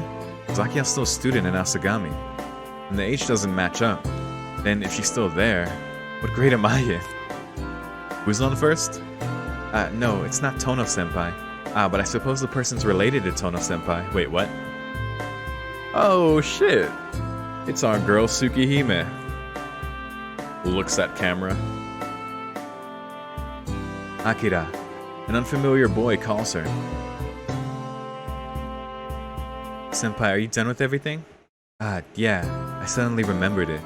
It didn't take long to do it. Succinctly speaking, the boy turns to look at me. For some reason, I'm blatantly not getting trusted. Rightfully so. You're Tono Shiki? It's unsightly to be hanging around with a middle schooler. Get him. What? Senpai, what are you talking about? I'm the one who called Shiki-san. Oh? What, you're saying that you hit on Tono first? Jesus Christ. Wow, senpai, even if it's a joke, what a thing to say. If Tono-senpai turns serious, then you don't know what she'll... And you won't be living for too much longer. She survived a fall from the roof, then immediately after landed a high kick on the one who shoved her. And then if the opponent were my height, an axe kick would probably follow to finish up the mess. Holy shit. Dude, I hope Akiya has that kick in Melty Blood or something, dude. The fucking axe kick. Straight up. That's just straight from the side story. Holy shit. Oh, now that you look at it, you're about my height, Akira. Oh my god. This is straight from the master herself here. Whoa, why are you saying such chilling things? It's all advice. Saying that matter-of-factly, the person turns his attention to me once more. Same with you. Eh? You meaning me? Yes. I can understand that you think Akira-chan is cute, but don't step over the boundary. It looks like she likes Akira-chan. So if you barge in weirdly, then it'll be a mess. Wait, it looks like she likes Akira-chan. Anyway, yeah, no, that's weird, so no. With that, the boy takes hold of Akira-chan's hand. Oh, then let's hurry. If we start now, we'll arrive by 5. It's standing only, so if we don't get close to the stage, it'll be boring. Wait just a moment, please. Akira-chan gets away from the boy and comes close to me. Shiki-san, this is the book I've told you about. I'll lend it to you. Please return it at the festival. Akira-chan produces a book from her backpack. We've been talking about 3 hours, but when did we talk about manga? Thanks, and I'll see you at the festival. Okay, please say hi to Tono-senpai for me. Akira-chan bows and follows the unfamiliar boy. Well then, it's 3 in the afternoon. I'll stay a little while and then go back to the mansion. Alright, well that got fucking weird. Anyway, dinner at the mansion. Oh, I can go in Kwaku's room now. Alright, well I've already taken note of the whole, the other choice with Akira. So that's in my notes now. But right now I can clear the Kwaku one. So yeah, let's do that. Dinner at the mansion. Skip. Oh.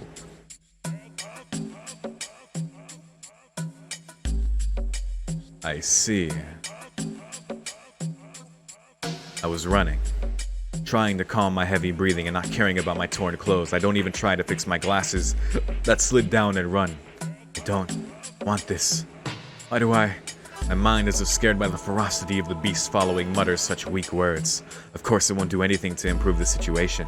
There will still be the pain that follows. After letting out the shout, the already strained heart falters even more, forcing the little girl to slow down even more. Hey, what? Wait, who is this? Oh, he's being chased by her. That's right, I remember now. She runs, gasping for breath, to a place where people might be. She believed that if she could escape to a place like the park, she could survive. People were long gone. Wait, was she being chasing him or he chasing her? I think it was him chasing her, actually. But I do remember, this is like where they met here at the park and then he kind of confirmed some things about her. Whatever. The little girl came out to shop in the middle of the night on a whim to spy on the recent murder cases. No, to be exact, she couldn't image the perpetrator of the crimes. Ha, ha, she runs through the park. Wait, is this her? Wait, what is going on? From the construction site near the edge of the city to this place is about 2 kilometers. Her stamina is at its limit after running the whole distance. Why, Her anger blurs her vision. She's not underestimating the killer.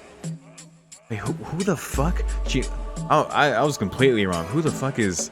She knows that it's dangerous to be around this late at night and also made preparations to that effect. No, she even thought to capture the killer should he appear.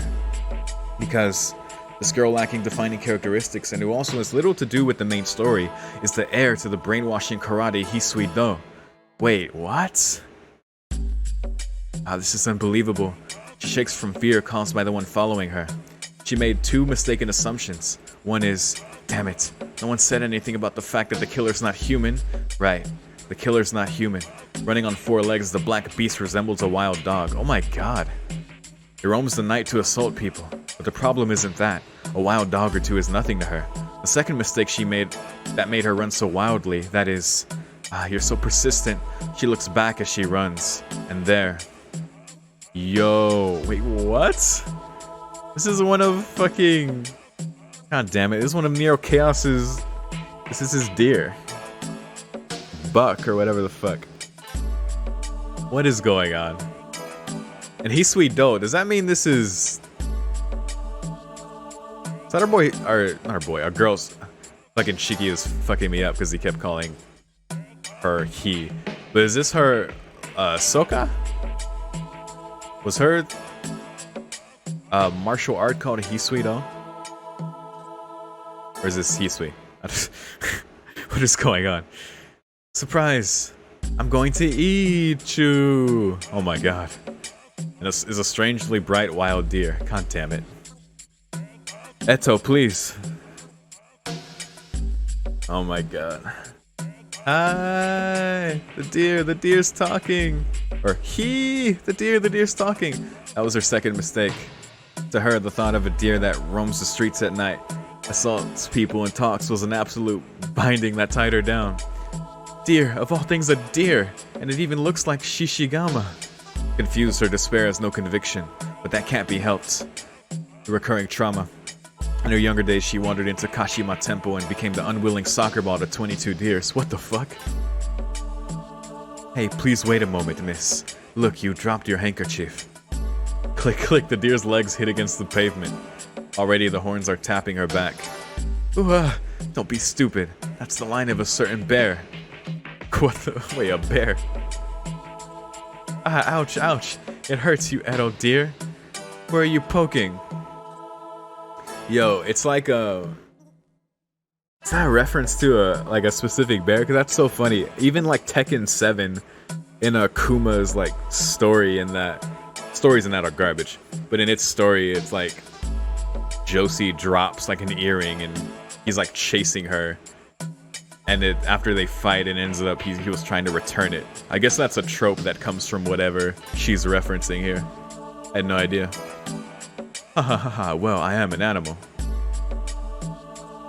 What is going on? What triggered this? What the fuck triggered this? What is this? I feel like I'm back in the plus disc.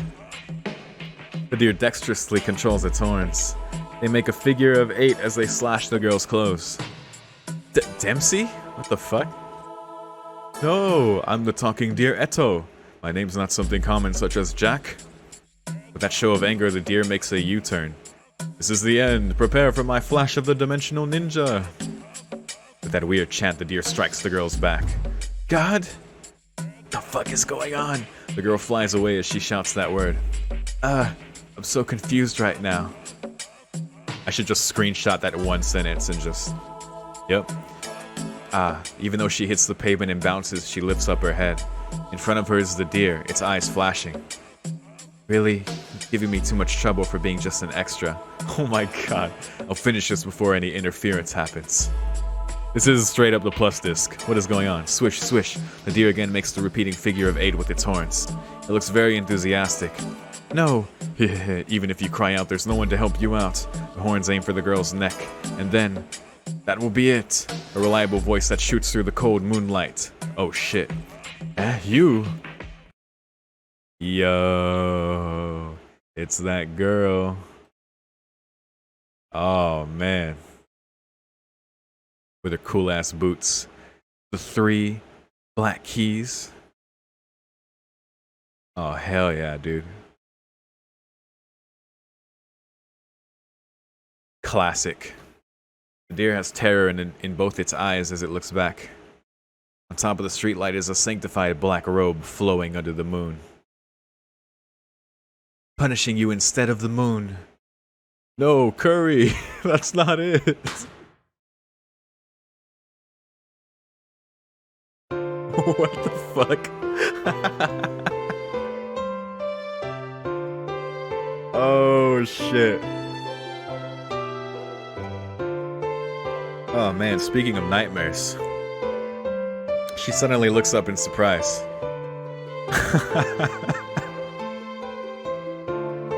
Oh shit. And there's a totally dissatisfied Akira. Akira, I think it's a bit rude to dust someone's head with a duster when he's reading a manga. No, he deserves it when he doesn't answer even though he was called upon many times. Really, it's a spectacle when you chuckle and laugh out to yourself without anyone around. Is it so fun that you can't pay attention to your surroundings? Eh? Oh, it's just so-so. Why, do you want to read it too? You want to read it? I offer the manga to Akira. Akira sighs, looking at the book as if it were some vulgar object. Kisui do karate. My goodness.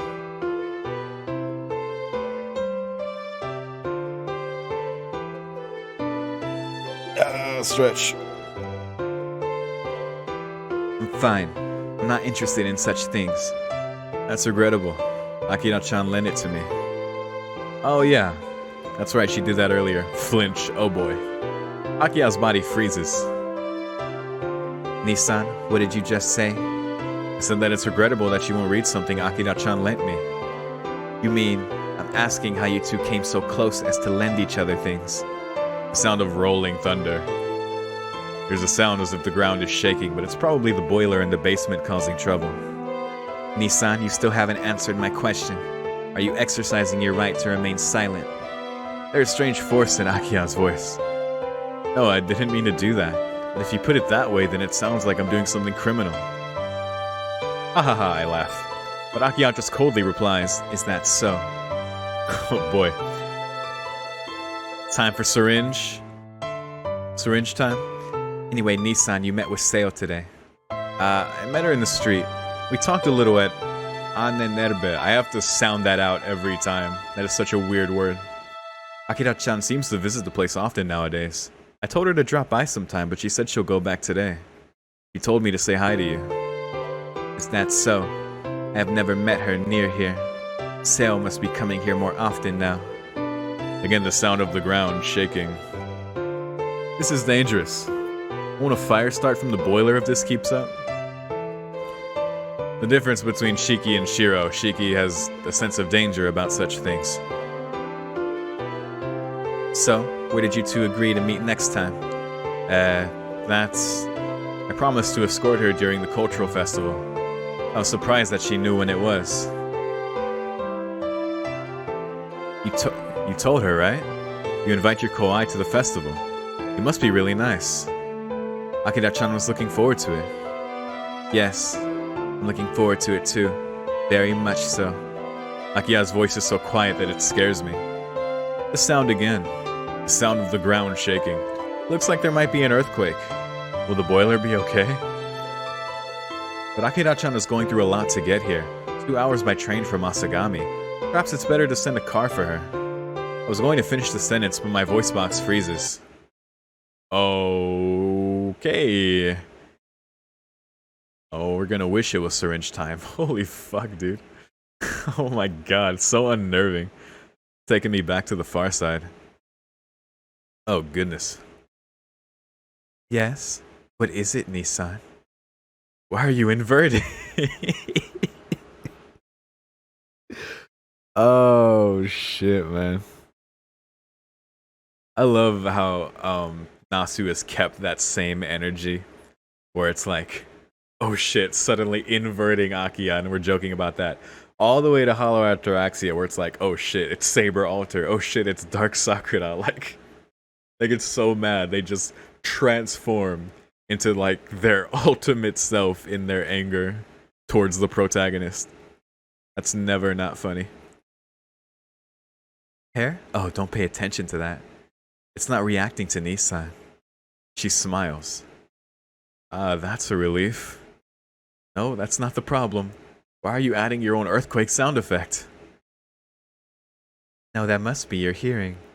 Then please excuse me. I must prepare for the cultural festival. Oh, goodness. With an evil laugh, Akiya disappears into the lobby. Gulp. Perhaps Akiya doesn't like Akira-chan. Maybe I made their relationship worse just now. Oh, Shiki.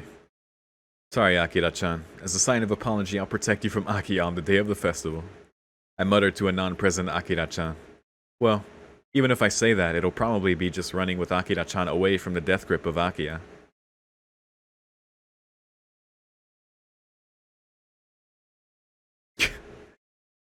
Oh boy. That was crazy. I like how, especially I like how that shit canonically happens. Like, why are you inverting? How are you adding your own sound effect? Hilarious. Okay, so that's not the sequence that leads to the choice after dinner. That's a different thing. Okay, I'll have to figure that out then. Alright, in that case, I'll do the other Akira choice then, but yeah, I guess there's nothing different there. And we repeat again. What are we getting this time? Today's lucky item. Snake. Appropriate for the Roa thing we just got. Alright. Do this again. And I know doing just the other Akira choice isn't like super exciting, but I kind of just want to make sure I clear all the stuff that I can remember and the stuff that I'm able to take note of right now, so I'm just going to do that. Let's see, stay at the mansion, skibbity skip bop. Going out. That's right, tea house, skibbity boop bop. Part ways. Akira-chan seems busy, so I think it's better that we part here. Oh, alright, and there she is. Akira. With that, an unfamiliar boy greets Akira-chan. Ah, senpai, did you wait for me? Of course. I'm your guardian. I don't intend on skipping out on that job. And with that, he shoots a glance my way. Let's go. It's rude to be there within an hour of opening. Ah, then Shiki-san, I'll call again. Please say hi to Tono-senpai. Akira-chan bows and follows the unfamiliar boy. The stink guy from Sale. Love it. Before that, the boy gives me a meaningful look and turns his back to me.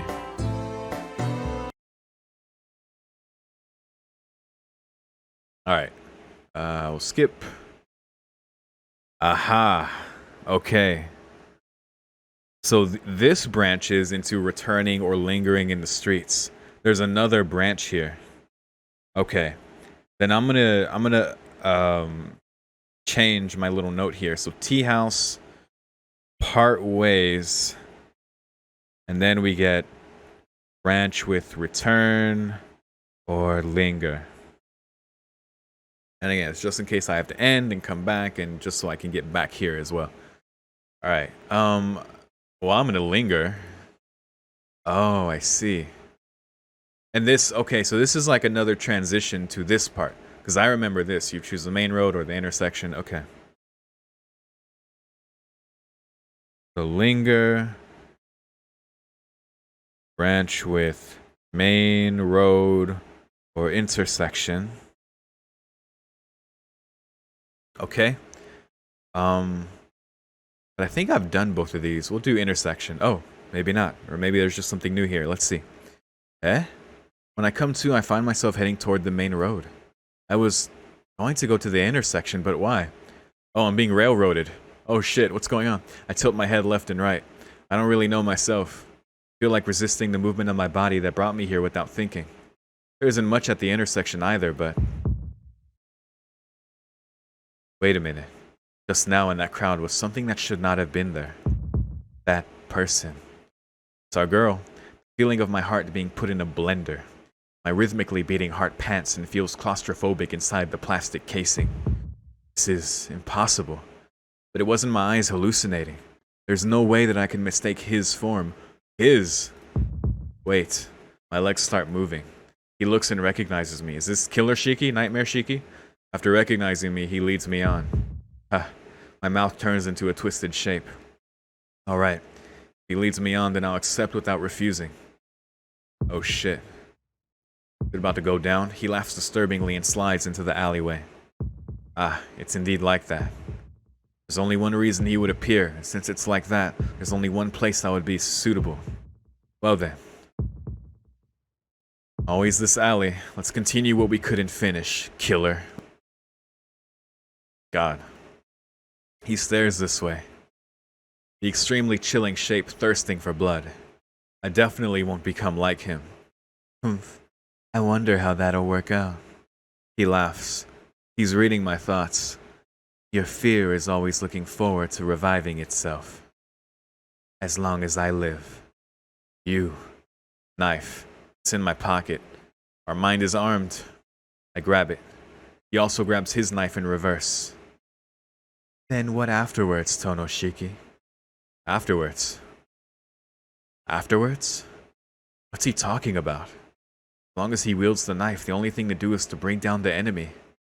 There is nothing more to prepare. Nothing more to prepare. Nothing more to prepare. Nothing more to prepare. Nothing more to prepare. Nothing more to prepare. Nothing more to... Oh God. Oh God. Wait. Just now, what was that unnatural line? What am I forgetting? Really? If you're not in your world, you can't exert your presence. What is he talking about? I feel nauseous. A headache follows. Anemia again. How did I forget? This body so close to death, and the form of death so repugnant. Is time up in this place too? I must defeat you before the world collapses totally. If you consider me a killer as well, then call me out to a suitable place. Oh, that's what he said. Got it. Or maybe? I'll wait for you in the world of shadows. He suddenly disappears. And with that... Okay, that was his reply. I'll take off my glasses. Yo, okay. Like watercolor paint melting the alley melts. Ugh. This is a dead end too. There's nothing in front. It's a dead end physically, but it's also a dead end in another sense. I get it. I get it, buddy. There's no more time. In essence, here's the end of the world as well. Nothing more to prepare. AKA, I need to make more choices. If I don't snap out of it, I'll be caught in the end of the day.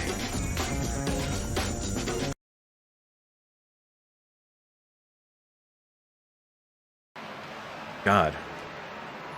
That was terrifying. It seems I am not ready for that confrontation yet. There is more to remember. More to understand. And it's almost evening. That was fun. I feel like I've relaxed enough to last me a year.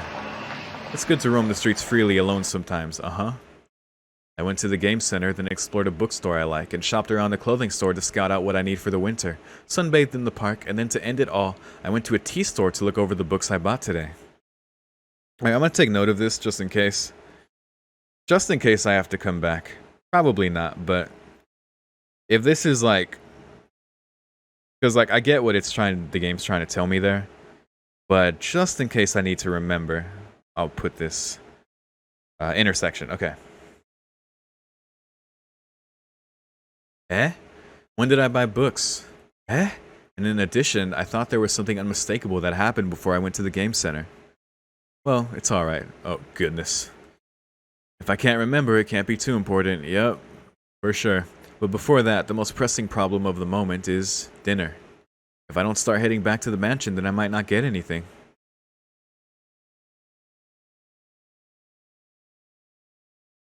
Oh boy. Mansion sunset, witch cooking. Aha! Okay, so this also leads to branch, go out to eat, or dinner at the mansion. So I'm gonna once again try to go for the Kwaku to go to her room. Dinner at the mansion. Usual tea time. Today we're playing sevens with cards Kwaku-san brought. In sevens, the 4 sevens are laid out and the players add adjacent higher and lower cards to them. Wait, was that the game we were playing with Arihiko? If so, that's hilarious. Akira, who had the 7 of hearts, starts and the game relaxedly begins. So, Nissan, what did you do yesterday? Akira asks suddenly as she puts down the Queen of Spades. Yesterday? I put down the Queen of Clubs. Shiki-san? Yesterday, we played games in my room together, didn't we? She lays down the 3 of Clubs to one side. Is that so? Then you must have gone to Nessan's room after cleaning the fish in the kitchen. And then Hisui puts down the King of Clubs on the opposite side. Hold on. Then Nissan went to Kwaku's room after talking with me in my room? Oh my god, it's all converging. Oh my god. Oh, that's crazy. This time, the 4 of spades. Akira seems to insist on spades. I don't remember, but I can't say that. I declare to pass the turn. For the first time, too. Oh? Isn't that impossible due to time? Akira-sama, aren't you remembering something incorrectly? It's all converging, man. One day, everyone's just gonna know and remember everything. Kwaku-san passes as well. Her first time. No, I think Akira-sama's correct. I seem to vaguely remember Shiki-sama going to Akira-sama's room after talking with me. Hisui lays down the Ace of Clubs. Ooh, now the clubs are all here. Anyway, it seems like you were busy, Nissan. Akira nervously declares a pass. Her third time. I told you I was free in the morning. I have to pass too. Second time. That is so. I saw you playing with the black cat in the inner courtyard. That also happened. Yep. Kwaku-san passes as well. Second time, just like me. But her pass is not meant as retreat, but to put her prey in a trap. That sounds about right. I see. I didn't see you, so I thought maybe you had gone out. And Hisui lays the 2 of Clubs on top. She and Kwaku-san seem to be synchronized, as all of the clubs seem to come from their hands. Hold on, Hisui. Don't you have anything other than clubs? For example, a diamond? That has never appeared yet. I'm sorry, Akira-sama.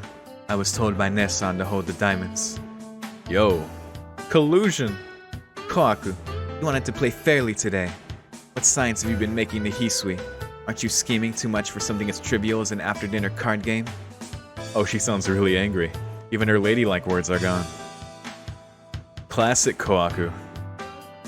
No, Akira-sama, I didn't make any signs. Hisui was despairing after looking at her hands, so I gave her some advice. Wordlessly motioning with your fingers and eyes cannot count as advice. Very perceptive by Hisui, though. That's a definite sign, although I noticed it pretty quickly. Eh? You must have been staring only at your cards. The 2 were planning on putting you and me in a tough position. But since they were so blatant about it, I found out pretty quickly. Eh? So you just planned to let me go to ruin while saving yourself, Nissan? Yeah. Oh wait, no, that was... God damn it. That was Shiki speaking. I was gonna say, at some point here, I was like, wait a minute, this is starting to not make sense. Shout out to Shiki. Yeah, shout out to Shiki noticing, I should say. Yeah, and additionally, the one blocking the diamonds is me. Akira-sama, what are you doing? Upsetting the table like that is dangerous. Yes, the nearly completed clubs are now all scattered. Oh, she flipped the table? Aw, come on, Akira, don't be that person. I'm at a loss for words. Don't go riding on a luxury cruise liner. If the casino inside goes bankrupt, the owner might blow up the whole ship on purpose. Everyone stares at Akira. Is it inverting time? It would be cute if she apologized even a little bit, but she humps and... It's an accident. I was standing up and my skirt got caught. She says that. That'd be ridiculous. Is your skirt made of metal? Yes, of course. The head of the Tono household must use the strongest equipment to protect herself. She spits out such an unbelievable reply. Fair enough. Additionally, to be exact, it is used the highest quality ornaments to decorate herself. Okay, understood. Let's call it a night. If we were to play to the end, some people would be hospitalized. If it were the end, I would not have fallen for Koaku's schemes. I would have been at the top, leaving Nissan and the rest without any money. Yeah, they're there. She turns her head as she sits down. Koaku-san and Hisui expertly pick up the cards as if they're used to it by now. Listen, Koaku gonna scheme. Hisui is gonna observe. Shiki is gonna be perceptive. Akiya's gonna harump and maybe invert. That's how it goes. Alright, skip. Oh, and then it goes to this. Got you. Okay. Oh.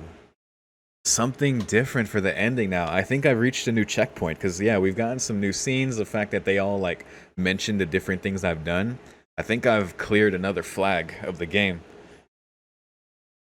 Or rather, unlocked the next revelation, possibly. Let's see. God, I need a haircut so badly. I haven't had a haircut since before lockdown. When my hair got so long, but I think I'm wanting to chop it finally. Just get a nice clean boy haircut like I used to have. Serial murders that continue even now. Just like yesterday, the revived vampire probably roams the streets to look for victims. Oh god. Yeah, that meeting earlier was significant. That guy. I don't know who or what that is, but what I know is that he's the killer. He's calling out the Tono Shiki. He blatantly appears in front of me. He's obviously looking for a fight with me. Excuse me, throat's dry. Alright. If you want to end this, let's. I get out of my bed and change clothes. Really? Make certain of the cold feeling of the knife and put my restricting glasses on again. Oh, goodness. This is happening. Okay. But there's something still in the back of my head. I definitely met someone who resembles me. But when? Where? Don't remember. Oh my. That wallpaper light we saw. We're going. The street is as usual. In the last few days, the nocturnal streets have always been silent. No presence of humans or the touch of wind. On the shadow-like road, I drag my own imitating shadow into the middle. And then, the tombstone-like skyscrapers surround this road. In the middle of this desert created by humans, he stands. Oh shit. The divided glass moon. Yeah, and I've always found it interesting, like, especially in the titles. Like, even with the Tsukihime remake, like, the title of it. And in this game and in Tsukihime, how it uses glass as an adjective a lot of the time with moon. You know, the mirror, even, you know, mirror moon, right? Translations, like, it's a thing. The frozen moonlight illuminates the bodies of the fallen. You came. The cold voice of the one who overtly resembles me. There's no time. I'll have your neck this time before the night is over. The left hand of the shadow glimmers. Click. The blade comes out to reflect the moonlight. This time, that's a mistake. This is the first time fighting with him, and I should just use the same voice for both of them. I mean, it is him. I know it's evil him, but I don't have any memories of fighting him before. Oh, Shiki. No memories of meeting or not meeting him. I don't remember any of it. And what use is this? What are you? I don't know such things. If you have stupid regrets, then you'll hesitate on your way to hell. It applies to you, and of course, me. The shadow lowers itself. Before I could even realize that he lowered his center of gravity, my body was holding my knife. The moment I got my knife, the shadow, in one step, flew toward me. Just like a pebble bouncing off of the surface of water, it came low and beastly. The knife had definitely aims for my neck. Judging it too late to avoid, I deflected with my own. must be experienced from fighting so many times. The feeling of lightly cutting meat. Just like how his knife glanced near my neck, so did my knife glance near his. Bro, Shiki versus Shiki? Just like when he rushed me, his stance is tactically worse than mine. Yeah, but our Shiki has an advantage, God damn it. I hate having to distinguish from more fucking Shikis. My outstretched arm. Shadow Shiki. Killer Shiki. No, that's redundant. Shadow Shiki. I grab the knife that comes and pull. The target is his undefended back. Behind the spine, the heart. But that target disappears in an instant. I stop my arm that was pulling. With unbelievable nimbleness, he jumps to my side. His body low enough so that his two hands can touch the ground. He ignores human physical limitations and instantly moves to my side. No, maybe his speed is that of a beast. Tisk. I instinctively turn my body and make a straight line with my knife. But even that misses. The knife that aimed at my waist level slices the air above the one who crouches even deeper. With a flash, he who is now lower than even my knees aims for my neck. My spine freezes up. My thoughts stop imagining myself decapitated a second later. Oh god, it started again. The knife shoots up from below like an arrow. That I can't avoid. I can't even tilt my head back now. Ooh, I put my arm in front of my neck as a shield. Not good. Tisk. The knife that stabbed the top of my right arm gets pulled back. I switch my knife from my right hand to my left. The moonlight flows by. The third attack comes in the blink of an eye. I deflect all that with my knife. As if tired from close quarter combat, he distances himself to try another tactic.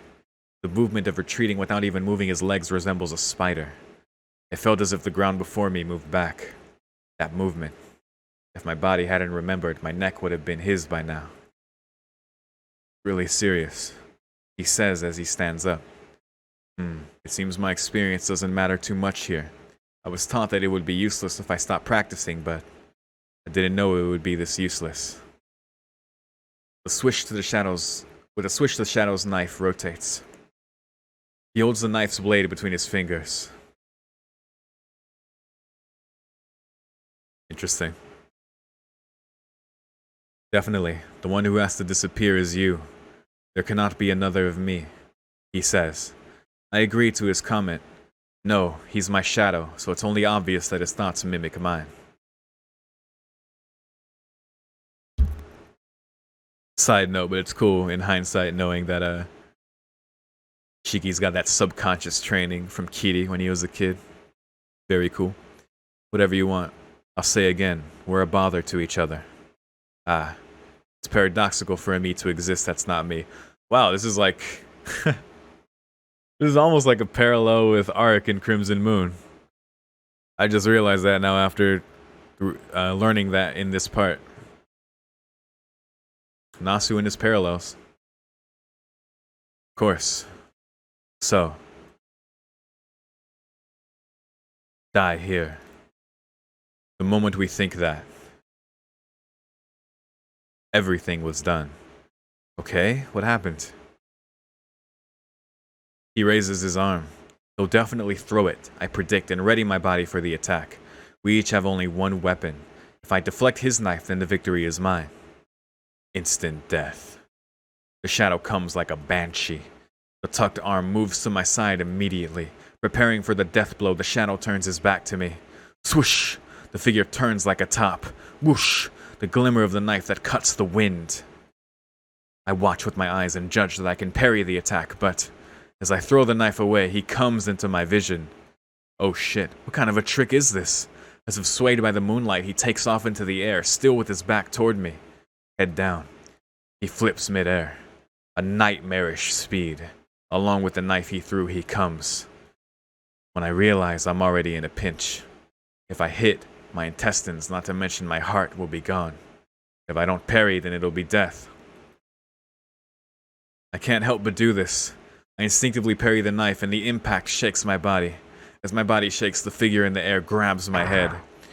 I'll tech the grab. Crunch. The neck bone gives way. Nanaya. The shadow says. Oh my. His beastly movements now miraculously appear so beautiful. He pulls out with one hand, still twisting my head. My spine hanging like a tail. I see myself in his hands. Oh my god. Holy shit. The shadow lands without sound. That's some Mortal Kombat shit.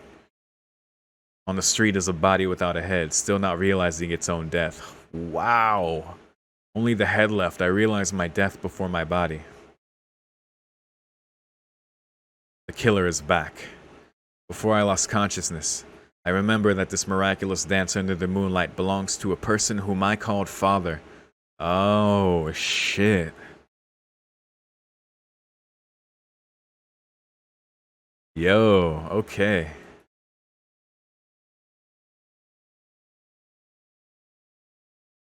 That's crazy. Okay. Like another parallel. Jesus. Well, that was cool, but I guess it's not time for us to win that fight. Like, the fight finally happened, but we're not ready. There's more we need to know, more to understand, more to remember. We got this. Kagetsu Tohya production notes. There are about 200 of these messages. They're also hitting... Okay, we've seen this one. Alright, cool. Well, that's where I'm going to end it for this part. I very, very much enjoyed that side story with Crimson Moon. You know, after hanging out with Arc and unlocking that, because that's when we first experienced it. What Crimson Moon is, that latent aspect within Arc that, you know, taught the true ancestors to be able to make more. A force of Gaia stopped by a human named Zelrech. Motherfucking Schweinorg with his jewels and his magic. God damn, dude. His jeweled sword. That's fucking dope, dude. I'm so happy they referenced that. And so has been needing a successor to reincarnate. None of the true ancestors were worthy. So they, after Crimson Moon taught them to make one, you know, finally, they were able to. But even still, she ended up, so I think did Arc put herself in chains? Is that what it implied? And I think she even talked about that in Tsukihime, but again, details are a little hazy to me, and I think that's even what they implied here, but I think they also said it back then in Tsukihime.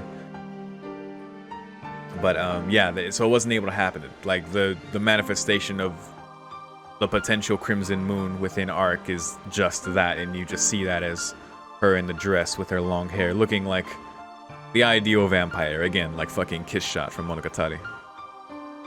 But it was really good. Again, the duality with Roa and Shiki, even getting like Roa's perspective, kind of having like the Archer Shiro saber moment of where he like really witnesses her beauty, and that the moment engraved in his memory forever, like even across like all his reincarnations of transference of his soul, like maybe we meet again under an uncomfortable sun instead of the beautiful moon, you know, that kind of thing. Very fucking cool. Loved all that lore and getting more of that history and that context. For Shiki to meet Crimson Moon again, or the potential Arc Crimson Moon, seeing that aspect of Arc and being like, no, that's you.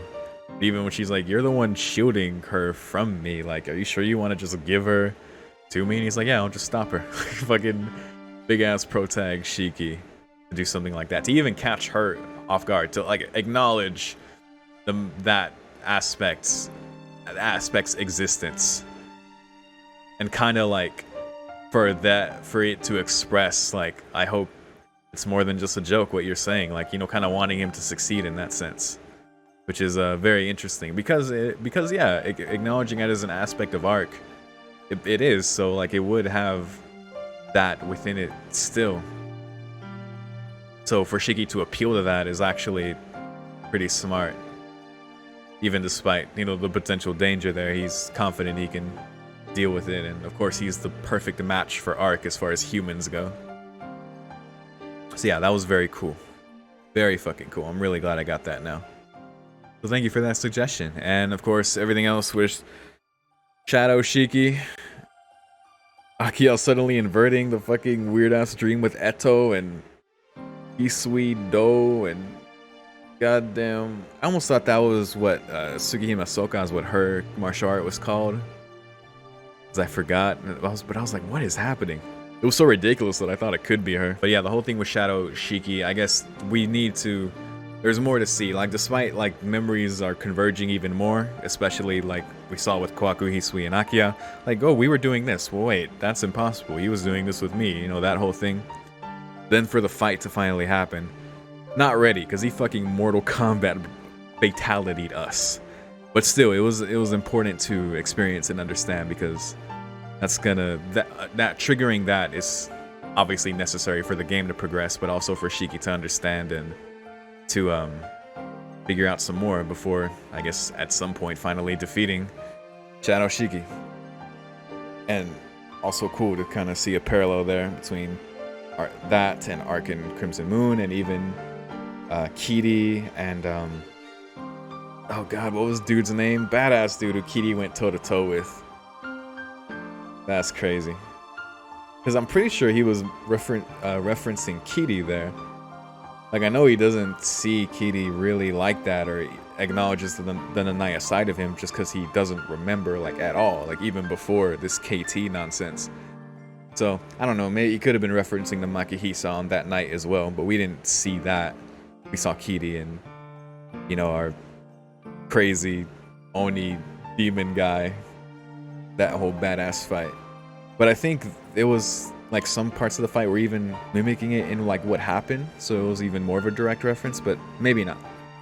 I might be looking for too much there, but yeah, I think so. And if so, that's crazy. So yeah, very cool fucking stuff this part. That was a lot of fun. So anyway, thank you very much for watching. If you have anything more you would like to say about this, or anything you want to say about it, as always, feel free as I continue on forward, but I will do so, and I officially have some decent notes for now as far as branches. In fact, before next session, before I start the next one, I'm probably gonna go through just the skip through, just so I can take note of branches, then start again, and then see where the different ones are, so I can just be faster for next time. And because I have a feeling I might reach the point where I'm really gonna need to do that. So yeah, finally got these notes. We'll finally do that.